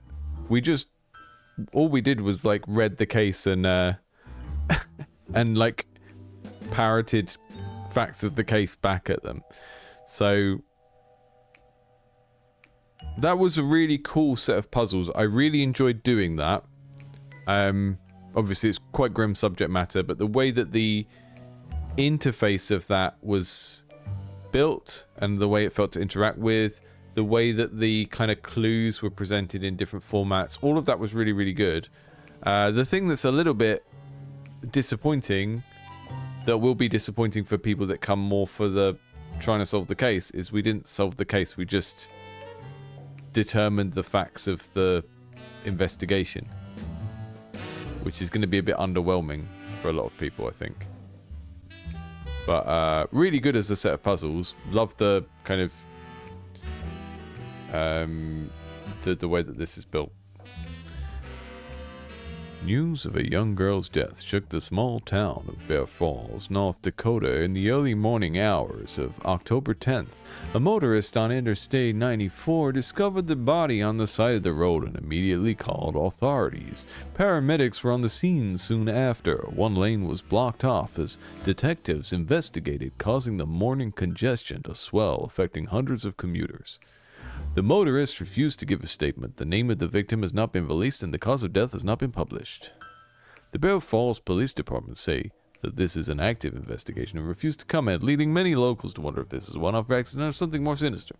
Many have expressed their concern and frustration at possibly being vulnerable, but police say locals should continue to practice common sense safety protocols. Lock your doors, tell your kids not to talk to strangers, and don't leave your children unattended, especially at night. These comments only fueled the paranoia, but the complaints fell on deaf ears. Serious crimes are a rarity in Bear Falls, with a population of around 1,625 and primarily known for coal production and hiking spots. There have been less than 4 homicides in the entire history of the city, but no town is completely safe, and murder can and does happen everywhere. Will this girl's death be added to the gruesome statistics? Only time will tell. You got mail. Coop! Coop! I've got mail!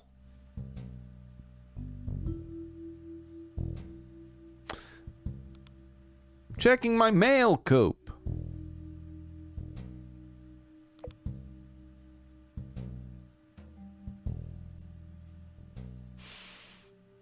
Detective, who was Howard Kowalski? Who did we decide? Oh, that's the William Shatner guy. Detective Ramirez, I read your summary on case file 1. Initially, I assumed the victim was hit by an oncoming vehicle. I didn't get a look at the files, but generally, a body on the highway makes me think hit and run. We don't get too many homicides here in the boonies. It's a tragedy what happened to that little girl. We need to make sure we bring justice to her and the family. This is where we hit a dead end before. I'm counting on you to figure out the rest. Get to work, detective.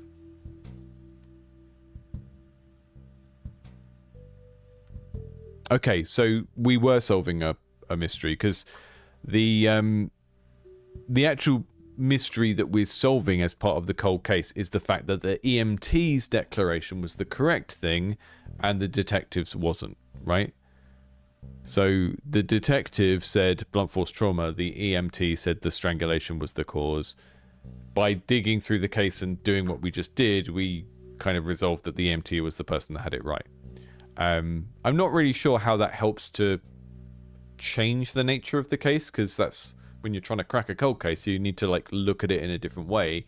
It's still someone killed them somewhere else and then brought them here, which kind of doesn't really change the case that much, but that's kind of what was going on. Because the thing I was a little bit worried about was just like, well, we're just parroting facts of the investigation back, but there's a little bit more going on than that here. Okay.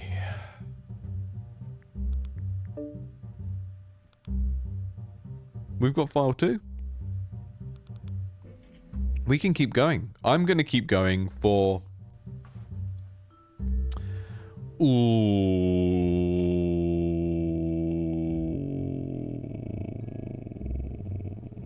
We're going to keep going for a little while. Maybe we'll complete the second one. I don't know. I'll give it another half hour.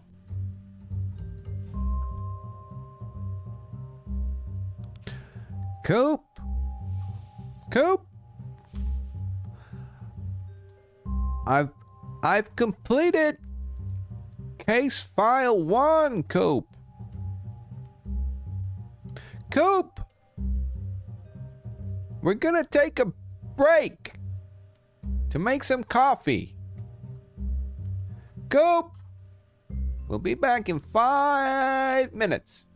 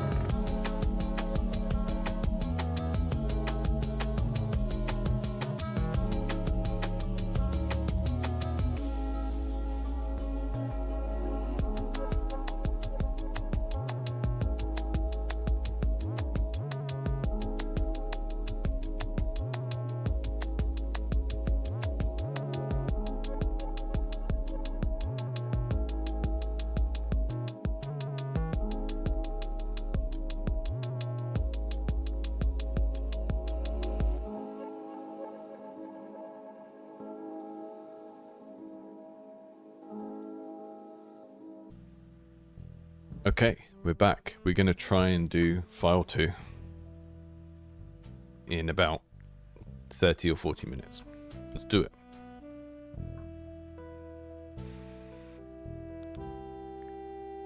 We've got a lot of files on this one. A lot of stuff. Yeah, we need the file selection to be on a different thing because I keep clicking into it just by default when I'm searching through all this stuff. Bearfall's oldest bookstore. Buy one, get one free. Book sale, October 1st to 18th. Okay.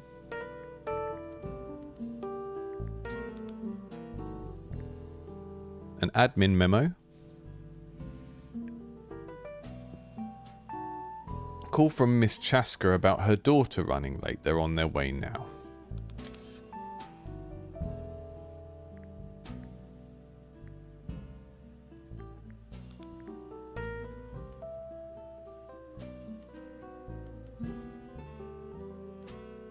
Got a license plate 385 MVN.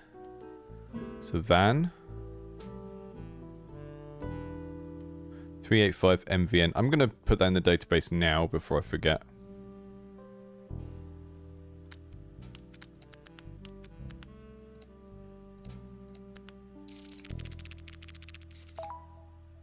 It's a Ford. Mike Nelson.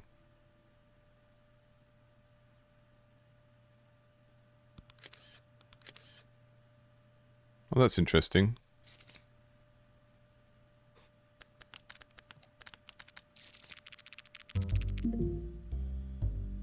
Mike Nelson doesn't have a record, but this is the Chaska girl that was in the previous. Well, the Chaska surname was in the debt letter previously. This is the contractor that was threatening the mum of this girl. Don't know how that relates to what we learned before. Yeah. Employment timesheet received from Happy Valley Motel. Lynn Chaska.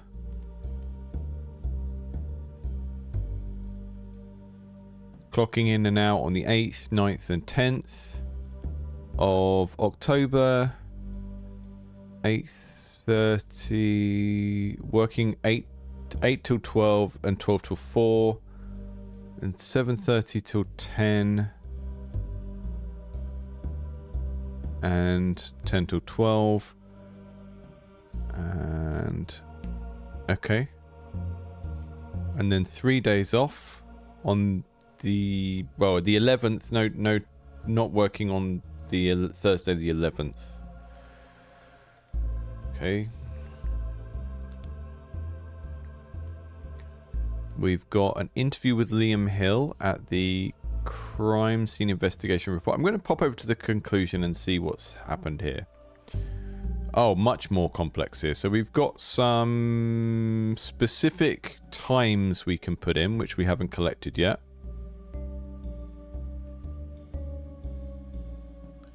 So-and-so arrived at something late on October. She's something to the something with her daughter so-and-so that day before, blah, blah, blah. Okay.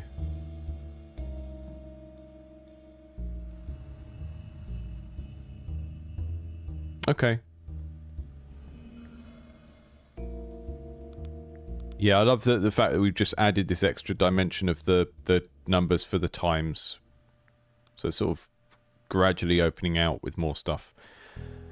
Witness says the majority of his day had been spent in meetings, going over budgets and preparing for end-of-the-year events. He was only interrupted twice during the entire day, once by the vice principal at 11, informing him that she had intervened in a fight between two students, in which another teacher, who helped her break up, but that she would handle calling the parents. And once by the janitor at 2, who gave him a list of missing supplies that would need to be replaced. The rest of the day, he did paperwork and various admin tasks. At 4:50, he wrapped up for the day and gathered his things to leave for the day. His vehicle was the only one left in the parking lot. Okay. Permission to pick up Monica Walker. Okay, so Lynn Chaska is the mother of Monica Walker. John Walker is the other parent or guardian. Not authorized to pick up the child, Brian Walker.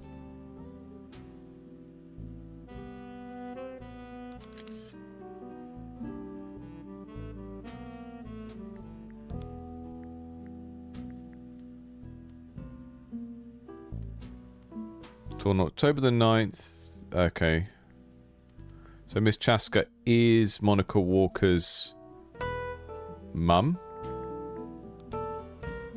So we know that the girl who died has a different surname from her mum. She has her father's surname. I think Brian Walker is the dad. Mike Nelson is a contractor that Lynn owes money to, and Lynn is working all the time and, you know, doesn't know what's going on with her daughter because she's working so hard because she's got no money. The contractor was vaguely threatening to her before. That may or may not be relevant at this stage of the investigation, though. That's the problem. So we can... That's kind of an interesting thing about this game, and I think investigations and cases and stuff in general is that you're going to start, like my partner is very into like true crime and watching court cases on like LawTube and stuff, and you're going to have opinions about parts of the case which aren't relevant to that specific stage in the process. And I think this game is doing a very good job of that, because we've already started to build up a picture of things that may be relevant in case 2 or case 3, even in case 1, and the noise that generates of like, okay, there's the stuff that's not relevant at all, like some teacher's name, and then there's the stuff that is relevant right now that we need to put in the conclusion, and then there's stuff that might be relevant, but it's just hard to know what's relevant at this moment in time. And that's really good. That kind of it kind of makes it feel more like a simulation, like we're involved in a real case. Yeah, exactly what you just said, Kano. It's like there's too much evidence and you're trying to work out which is most relevant to the exact thing that you need right now. And that's a good thing. That's a good kind of noise. That's like a very deliberate part of the design here, I think. And it works on 2 levels. It works to make the game more interesting to actually do and to try and solve, and it works to make it feel more like a simulation of a real case.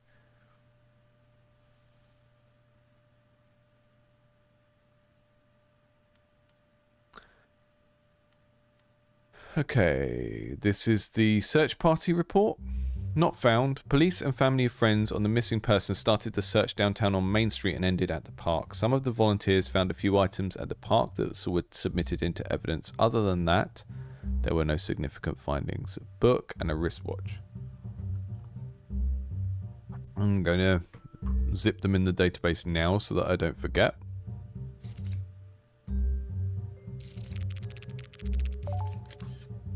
The Odyssey novel. Is that?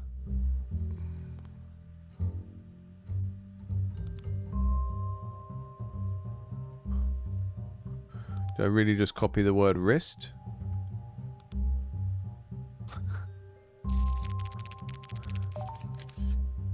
Woman's wristwatch. Okay, cool. Teacher statement. Witness says they have a few clear memories from the day, but mostly toward the end of the school day. Most teachers leave shortly after school lets out. That day, he was staying late because a friend needed his help in his vehicle to transport large furniture, and it made more sense to leave from school. When asked if he saw any other staff after 2:30, he said he saw 2 people, the janitor, who was loading his white van with several boxes of supplies, and Mr. Carver, who he claims never stayed late. So it struck him as odd. He made a note that although he's worked at the school for many years, he's rarely talked to Carver. That's the science teacher. We've got the science teacher. There is a good chance that the janitor is going to be our contractor, and they're the same person, right? There can only be so many characters in this. Other than a few words in passing, unlike other teachers with whom he has regular conversations. Okay, city complaint report. Several tips have come in about a suspicious van that's been seen at the park on Main Street. Reports say that the vehicle has been loitering multiple days. The tips don't include anyone being picked up or dropped off. None of the tips recorded the license plate number. Only the descriptions of the vehicle. Nearby traffic intersection cameras are being checked to see if we can spot the van in any captures. Dodge, van, white.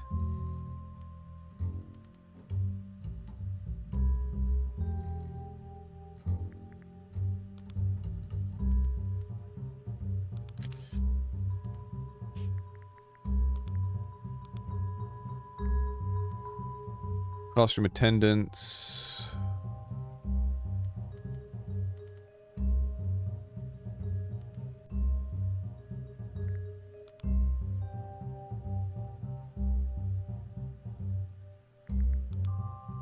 Oh yeah, okay, so we did 385 MVN. I did do this before. Ford van. It just says Ford van. We can see it's a white van from the photo as well, so.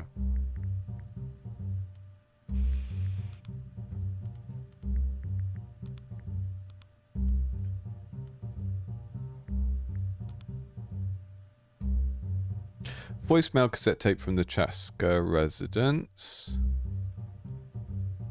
Okay. Hi, this is Hank from Roosevelt Elementary calling in regards to Monica. I've asked her to stay to go after what she missed this morning. I have a test coming up soon and she says she really needs to pass, so I'm more than happy to help her prepare. School gets out at 2:30 today and it should only take 30 minutes to go over the material. And then she'll be all ready to go home. If you have any questions, feel free to call back and they'll forward you to me. Thanks so much. Take care. Okay. Janitor statement. Interview with Paul Miller. Witness had arrived at school at exactly 8 and spent the day doing various janitorial duties such as replacing light bulbs, fixing desks and cleaning up several leaks. He claims it was a pretty normal day. When school let out, his last remaining tasks were the usual routine around the property perimeter at 3:12. Like pick up trash and other cleaning duties. It was then that she saw a female student leaving the school property, which was unusual as all students had already left for the day, as well as most of the faculty. It took him 26 minutes to finish up his remaining tasks. When he went home for the day, the parking lot was mostly empty. He remembers seeing a blue sedan, a grey truck, and a red convertible. Okay, 3 cars left in the parking lot. One of them is Hank, who we think might be Hank Carver, who is the teacher who asked her to stay behind slightly later. Slightly later than he told the mother she would be. Don't know if that's meaningful. The book The Odyssey, found at the park during the initial search for party, was bought from the bookstore.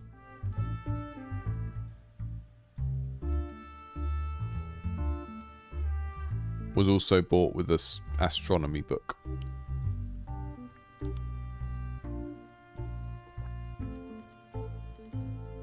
Casio watch. Watch was in non-working order when discovered. Cracks appear on case. So we know that the girl had a defensive wounds on her hand and arm. So there's a chance that the watch was either knocked off or it was deliberately removed because it was identifying. Although if it was deliberately removed because it was identifying, they wouldn't have left her with a school bag.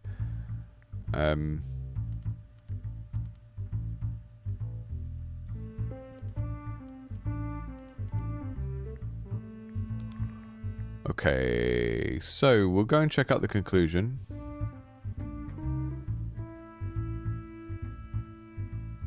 So in this one, we've got a timeline to work out, and then we've got this.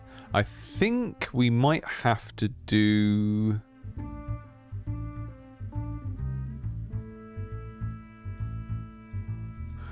I think doing the timeline first here might be helpful. So the...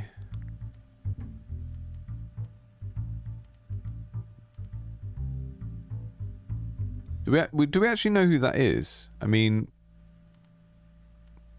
yeah, I made the assumption that was her, but there's actually nothing there to tell us that that's her. That's just that van. Okay, running late, gets to school at like 10 in the morning.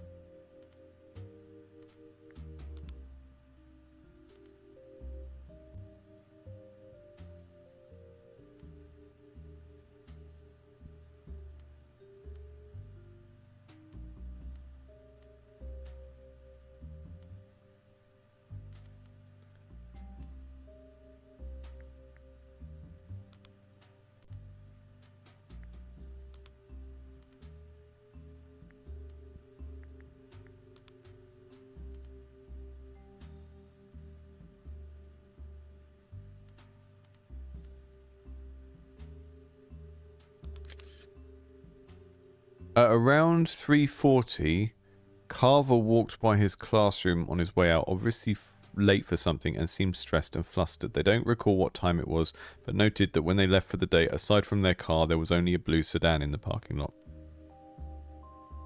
So the last car to leave was the blue sedan, and the janitor saw a red convertible and a grey truck. So maybe Carver, one of those vehicles is Carver's. And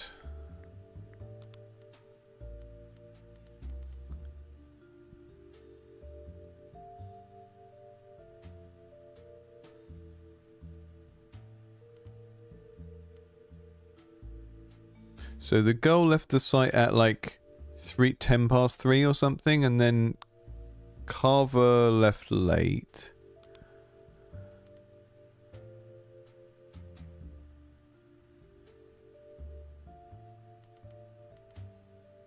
Suspicious van loitering on Main Street.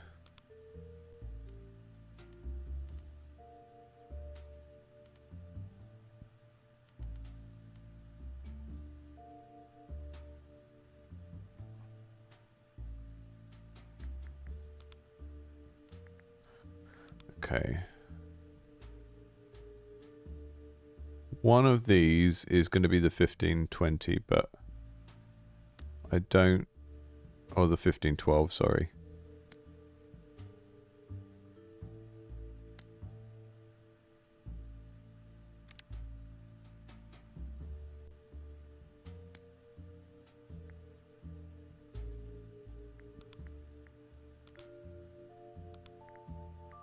Oh, hang on. When is the watch stopped?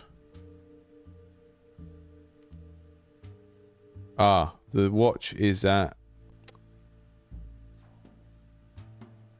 16:30. That's 4:30, right? No, it's fine, Connor. I'm only looking at the chat when I'm stuck. So, okay.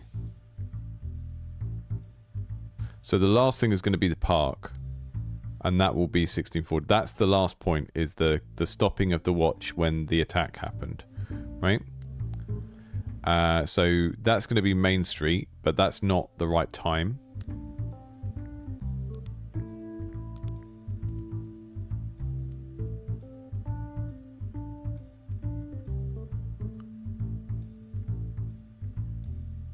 So the janitor, Paul Miller, left at 38 past 3, 38 past 3. And then there was the blue sedan, the grey truck, and the red convertible still there. The elementary teacher said, it says at around 1540. She left school at 1512, yeah. Yeah, I get that she left school. Okay. Would that be all the way up here then? Because there's quite a lot.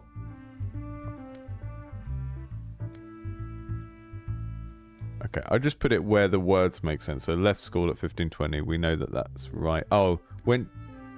Yeah, okay. Left school, stopped by someone, seen crossing Main Street, passed through the park. Okay, so we need to know stopped by someone.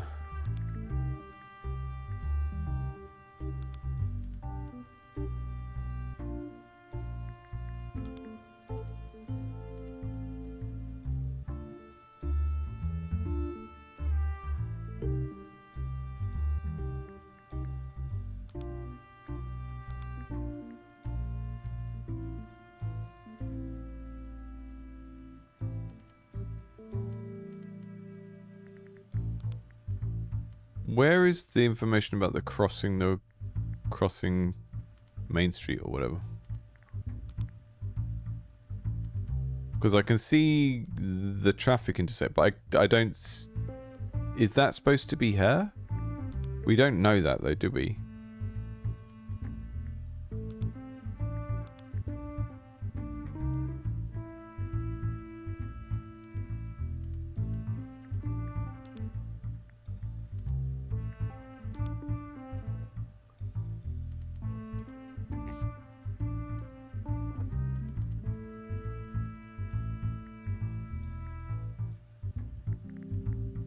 Hmm.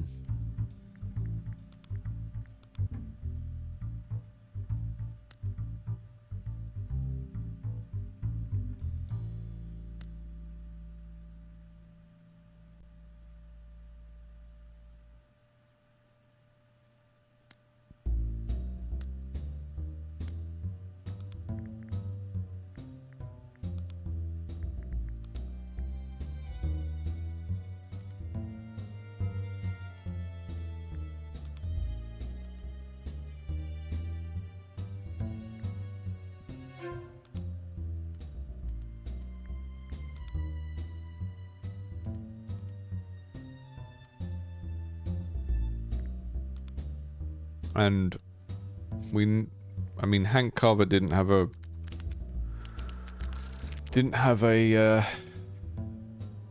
record when we looked before, but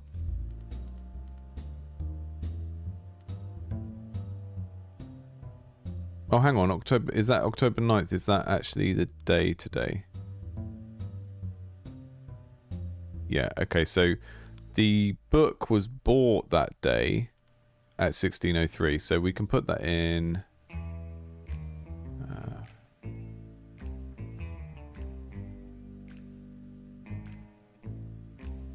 Stopped by the bookstore, yeah. I was not thinking of the phrase stopped by, meaning what it meant. I was thinking, oh, you've been stopped by a person, like a person has seen you, but that's fine. Stopped by the bookstore, okay.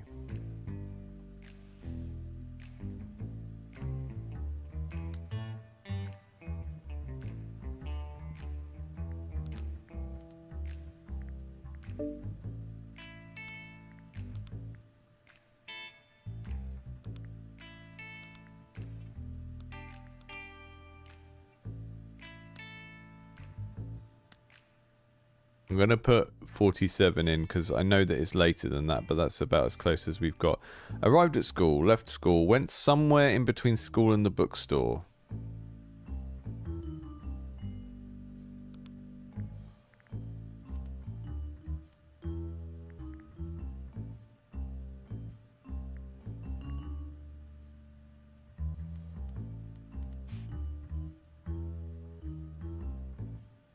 There's a fight between some students. I don't know if that's relevant to anything.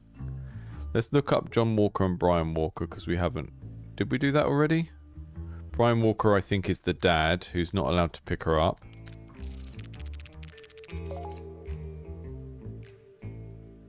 Domestic violence charges from 4 years before.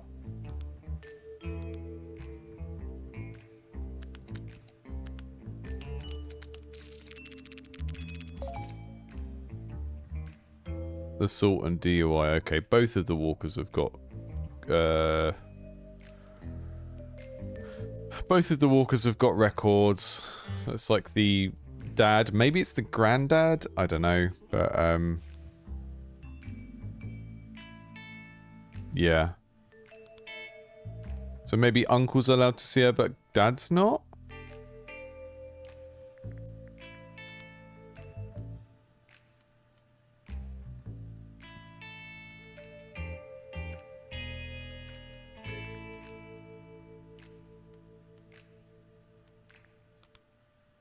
Really scrabbling for clues on this one now. Maybe I'll switch from the timeline to the other conclusion thing and work a little bit forward on that one.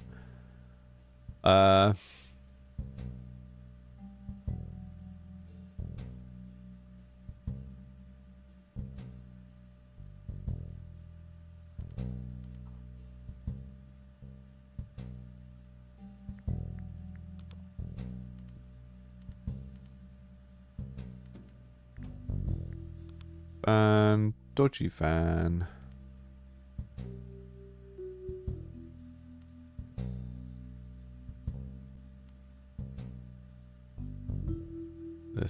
That's for the late start, that's slash.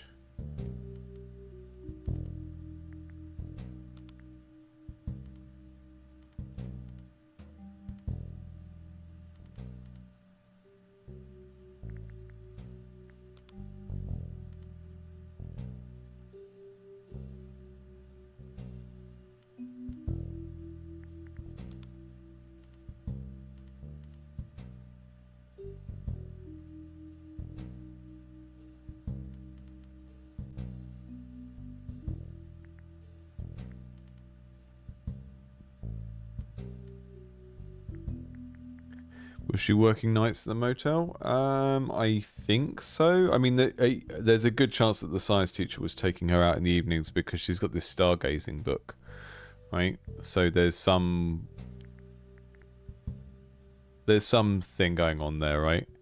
Like the game has deliberately separated the names Hank and Carver, even though I think the science fiction book she was gifted was like a link to that. She's gone off and bought another book in that series and a book on stargazing at the same point, at the same time.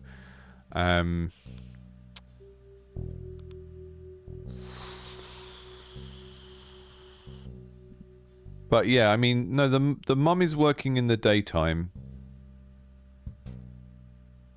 All of the times on the timesheet are in the daytime, so she's not like out late and like, but that doesn't necessarily mean her.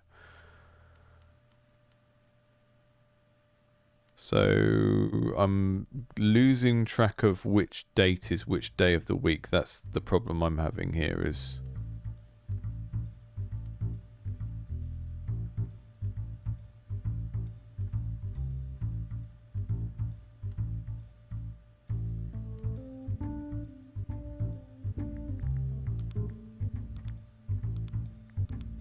Don't understand which day of the week October 9th is.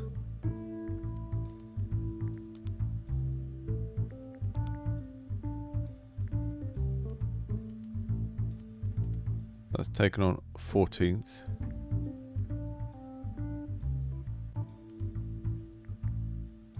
Ninth is the day where she goes missing. Okay. This is why we have this thing. So October the 9th is the Tuesday. So if we go back to the timesheet, Tuesday the 9th.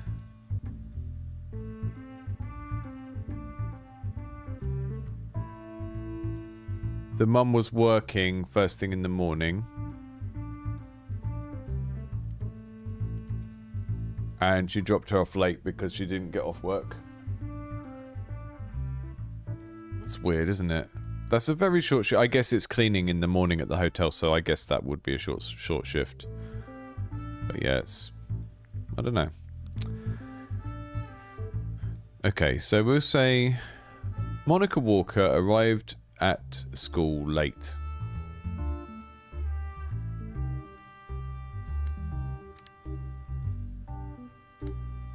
On October 9th,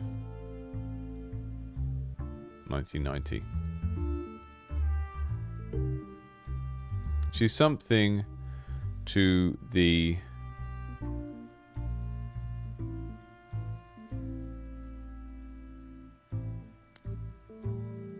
with her mother. She's something to the motel with her mother.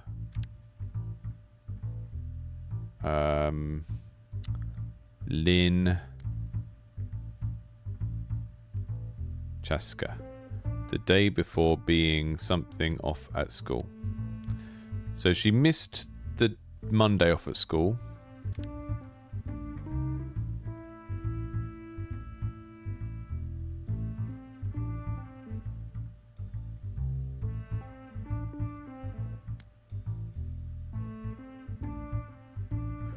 She went to the motel with her mother, Lynn Chaska, the day before being dropped off at school. After, she stayed behind with her teacher.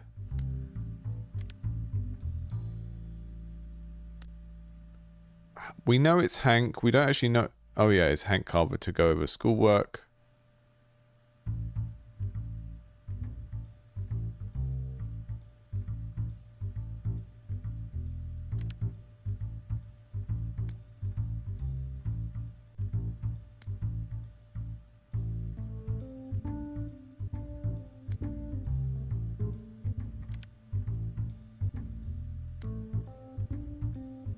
She walked through Main Street before passing through the park where she went missing.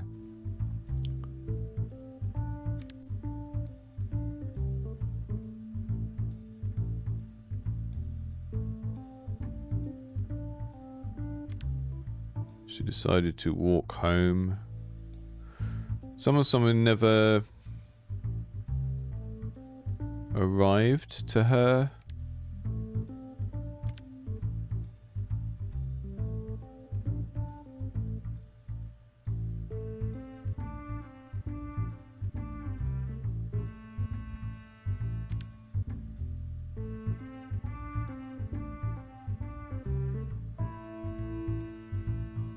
Yeah.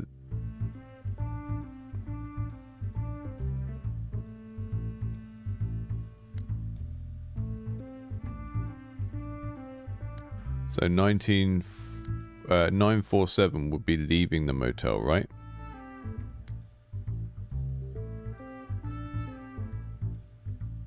Oh yeah, no, went to... I've messed it up. Messed it up.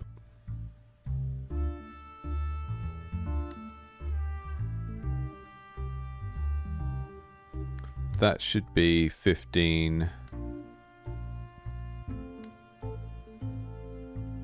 12, whatever it was.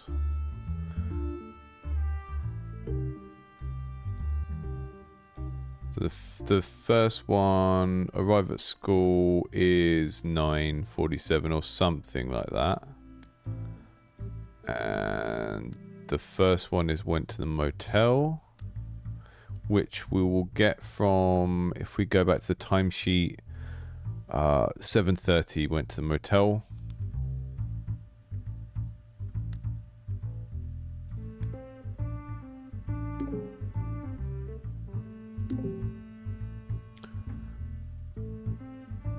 Because the motel has the clock-in time, right? So that this is... She went to the motel with her mum. I would think. But she's just hanging out at the hotel with her mum for like an hour while her mum does her job, I think.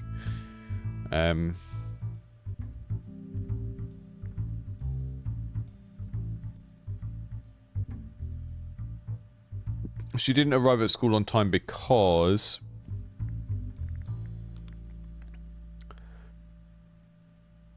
the mum calls when her shift ends at the motel and says, "Sorry, we're late. We're running late. Da da da."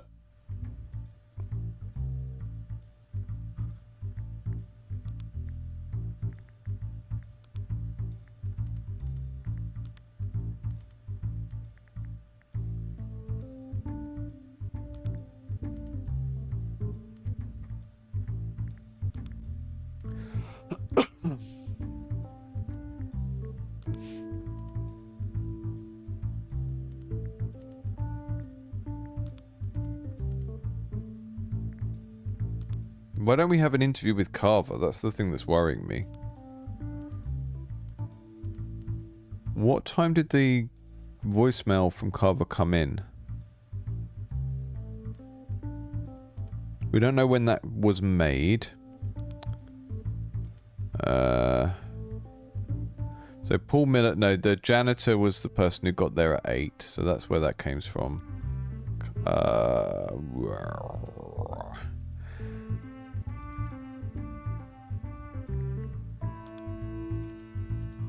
Okay, I think we're getting there.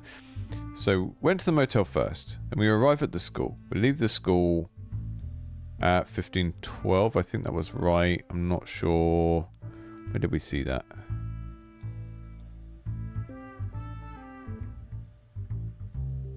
$15:12 was when someone was seen leaving the school, which might have been her. Went to the bookstore, bought the bookstore, seen crossing on the photo that we saw, then passed through the park. This, I mean, that's not going to be exactly 9:47 because she was like, that's when they called. That was like when they were leaving the thing.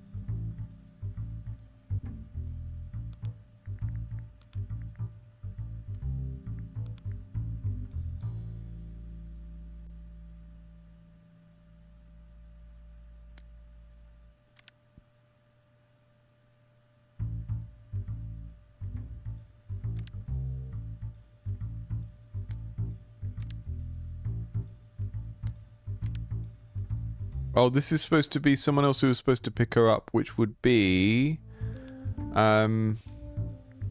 we haven't had that piece of information, but I think we're supposed to infer it.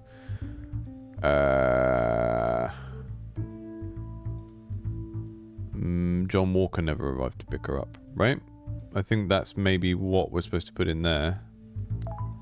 Yeah! Okay, Monica Walker arrived at school late on October the 9th, 1990. She went to the motel with her mother, Lynn Chaska, that day before being dropped off at school. After, she stayed behind with her teacher, Hank Carver, to go over schoolwork. John Walker never arrived to pick her up, so she decided to walk home. She walked through Main Street before passing through the park where she went missing. So one thing to bear in mind is when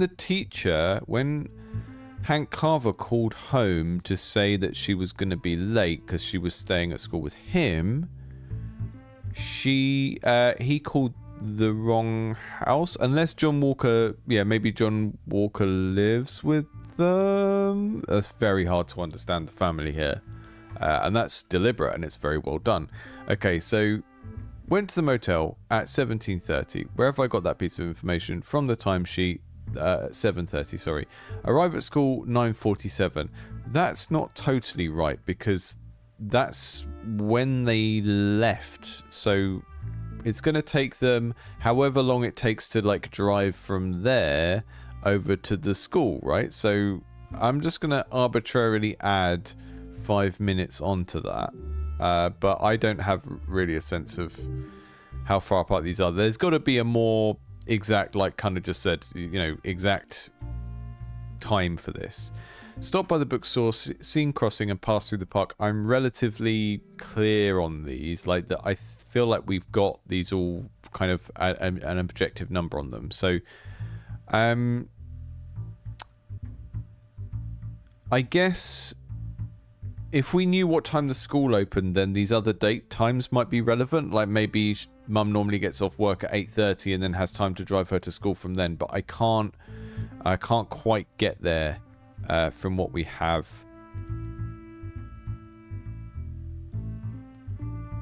Yeah, exactly. I don't think it would be something where we need to guess it, you know?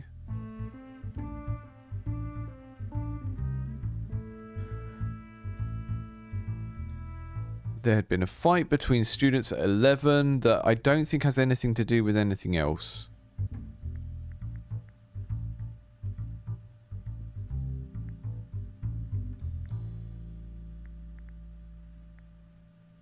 Oh, that's a good shout, Vish. Let me go back and have a look at that. So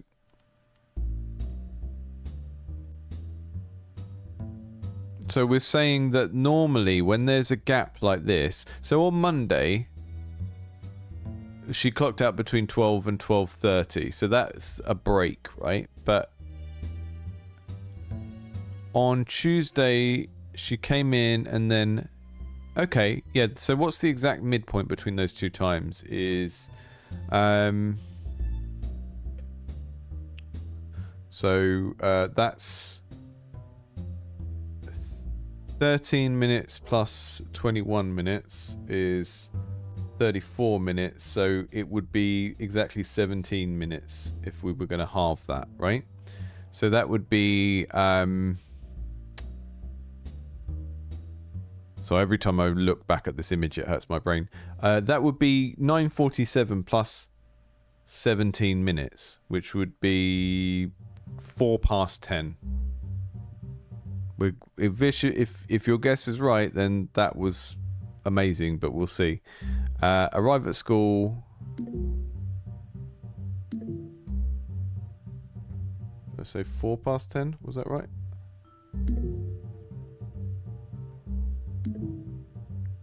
Don't know.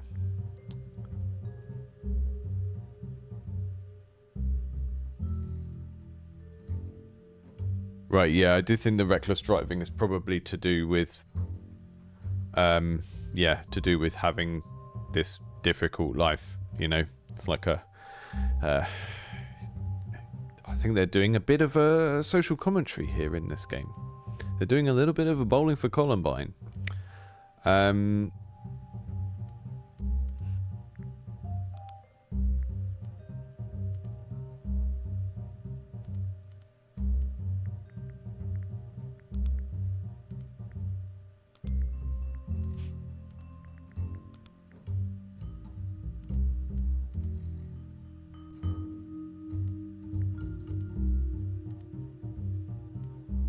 Got a little late mark where she came in, so that the absent was put, and then the little slash is to say that she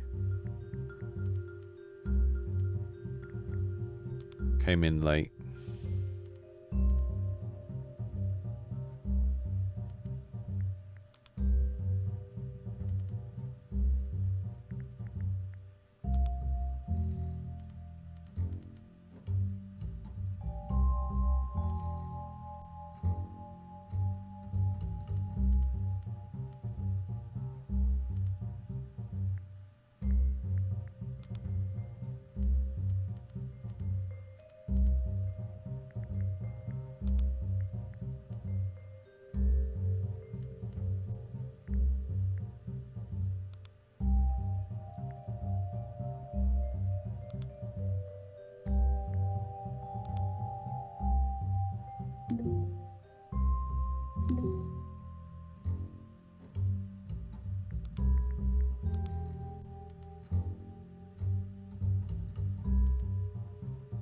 The search party report was mainly there to give us the book and the wristwatch clues.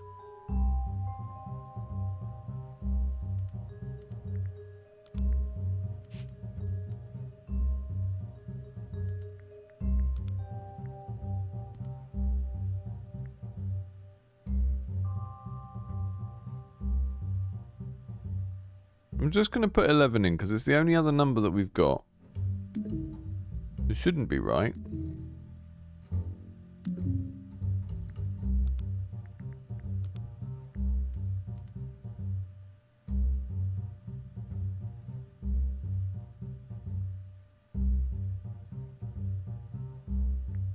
Yeah.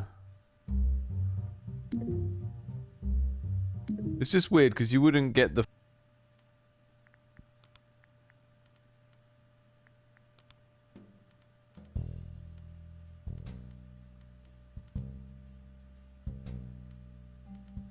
I think this is quite saddening as well. Like, you know, I said a minute ago about there being some sort of social commentary going on here. Woman's daughter goes missing. She gets 1 day off work.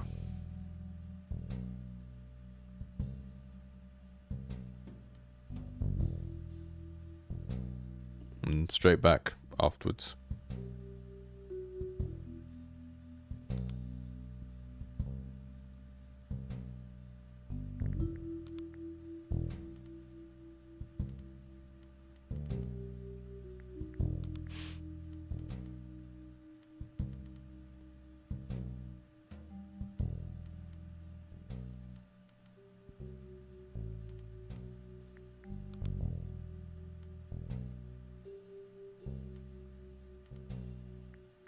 Are there any names that we need to have searched?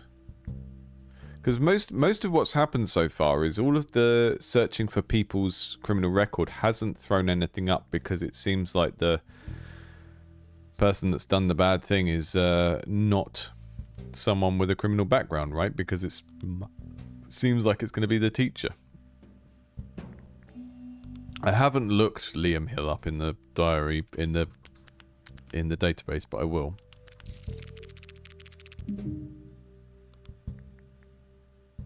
I've been making a lot of assumptions about, well, this person wouldn't be working in a school if blah blah blah, but I know that that's not how things work, especially not in 1990. Right, we've searched for those. Henry Bauer.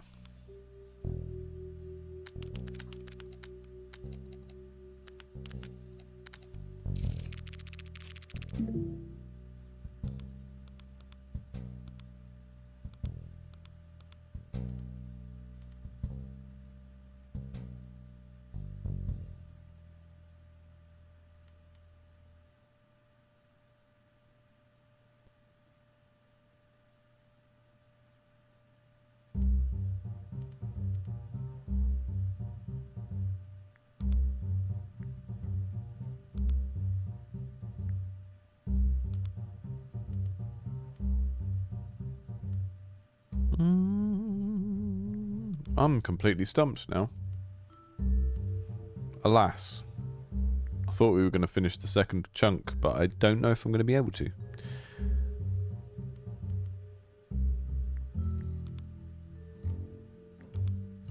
Unless it's just going to, you know, want us to keep putting random numbers in here.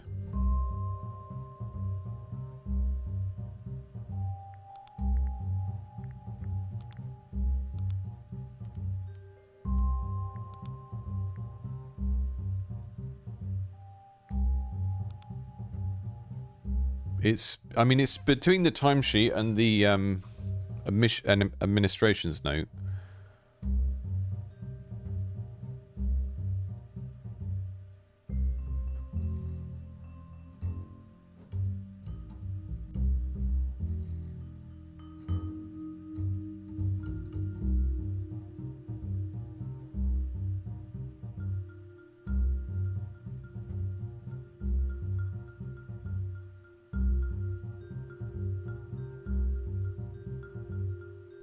Hang on, 947 plus 17. I did put 1004 before, didn't I? Yeah, that didn't do anything.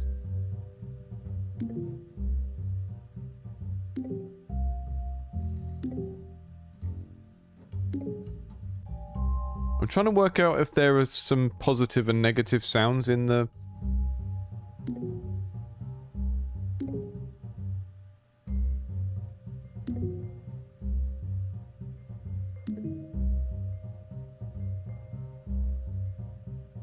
$10.27, you reckon?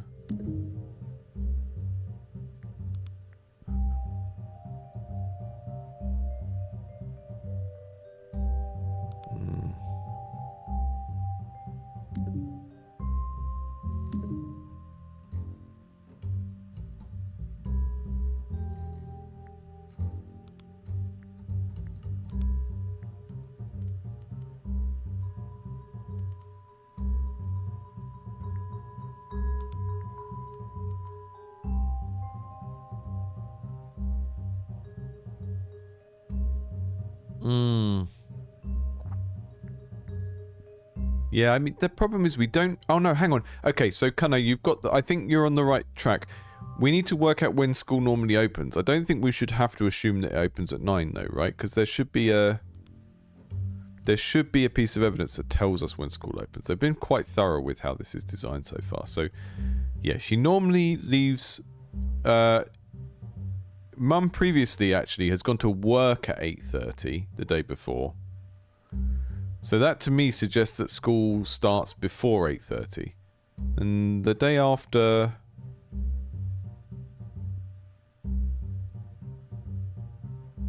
Yeah, it's definitely in the same sort of genre space as Root Trees. I still haven't played Root Trees, but I think I would like it. I mean, if this is late, what's the normal school time? Look at the reports where the folks talk about coming into work.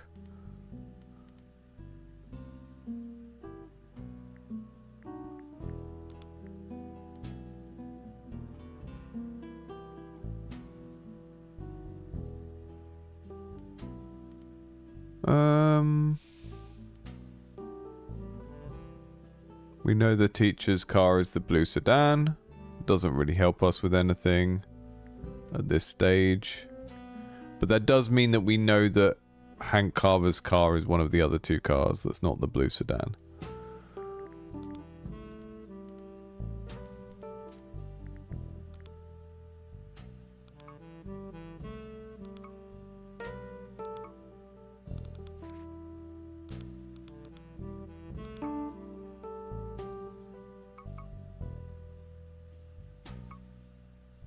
Just turn the firewall off to see what happens.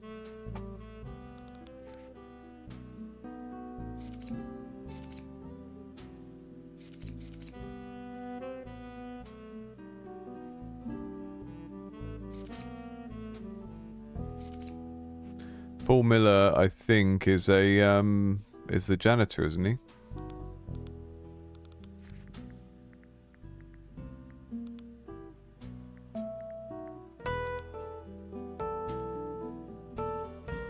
Paul Miller got there at 8, but that, you know, he's the janitor, so that's not necessarily going to tell us the school day start time. You know, I imagine the janitor's going to get there at a different time from the pupils and be cleaning before they're there.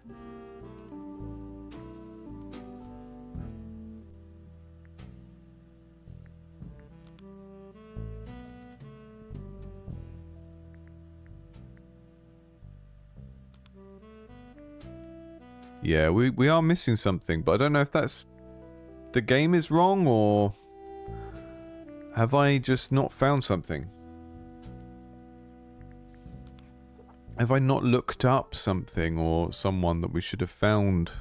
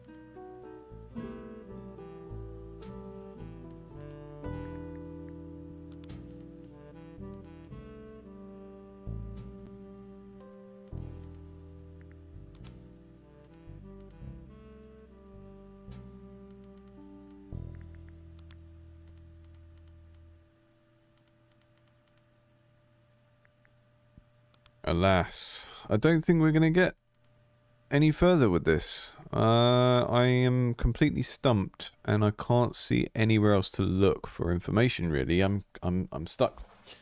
Which is a shame. I think this is great. I think there's some really good stuff here. It's really well put together. Interface is really, really, really well built. Case is quite good.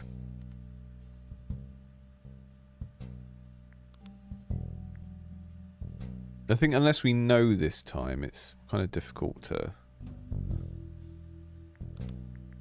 It's going to be sort of...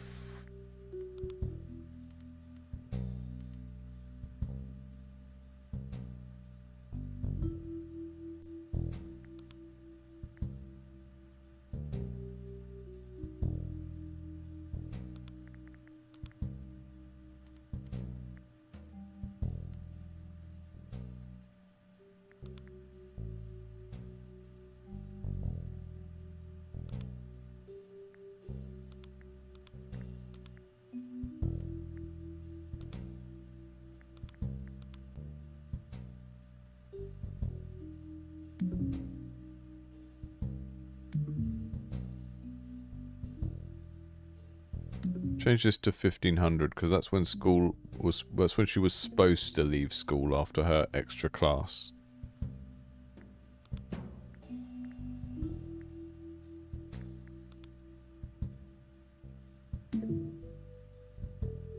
Yeah, I'm gonna. I will poke the dev of this and let them know that we've streamed it because they might find. There might be something that I've missed that is helpful for them to. No, in order to highlight it, but I think we're pretty stumped on this one, and I need to go and do some other stuff. So I really like that. I haven't actually played The Root Trees Are Dead, which I know is like what this is kind of similar to, but that was a very good set of rummaging through documents type stuff. I think the only thing that anyone flagged up that was really a problem was maybe some of the wording in the first case puzzle was a little bit meh, clunky. What I really like here though is like the evolution of this secondary puzzle from the first case to the second one. So both of them have this left hand side, you know, you're just kind of narrating the case, and then the right hand side is a little bit more detailed. But the second time you get the addition of the exact times, and that's actually where we're getting stumped this time because I can't quite find where I can't quite work out how to clarify where the arrival at school happened. The left at school, I think, is the time when she was supposed to have been seen, which is actually 42 minutes after school closed, which, you know, the teacher said she'd only be 30 minutes late, but someone was seen leaving the school by the janitor at 15:12. So I just can't work out which of those things is wrong over there, and I can't really work out where to look for it. So yeah, Dev, thanks for sending that one in. That was good. We had a good time with it. I think there's a lot to think about there, but stumped and not going to finish the second file. So thanks for joining me today, everyone in the chat or everyone watching back on the VOD.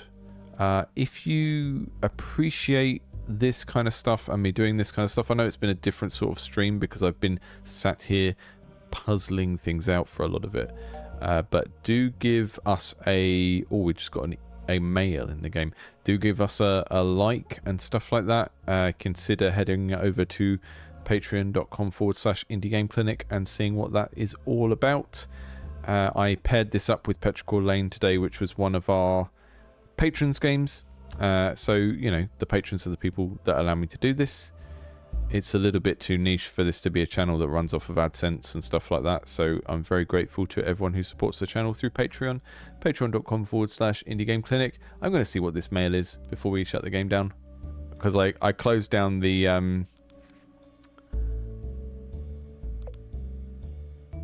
Oh, we got a... It's because I turned the firewall off and now we've got spam email. From Manic Pixie Dream Girl. Right. If that looked interesting to you, go and check it out for yourself.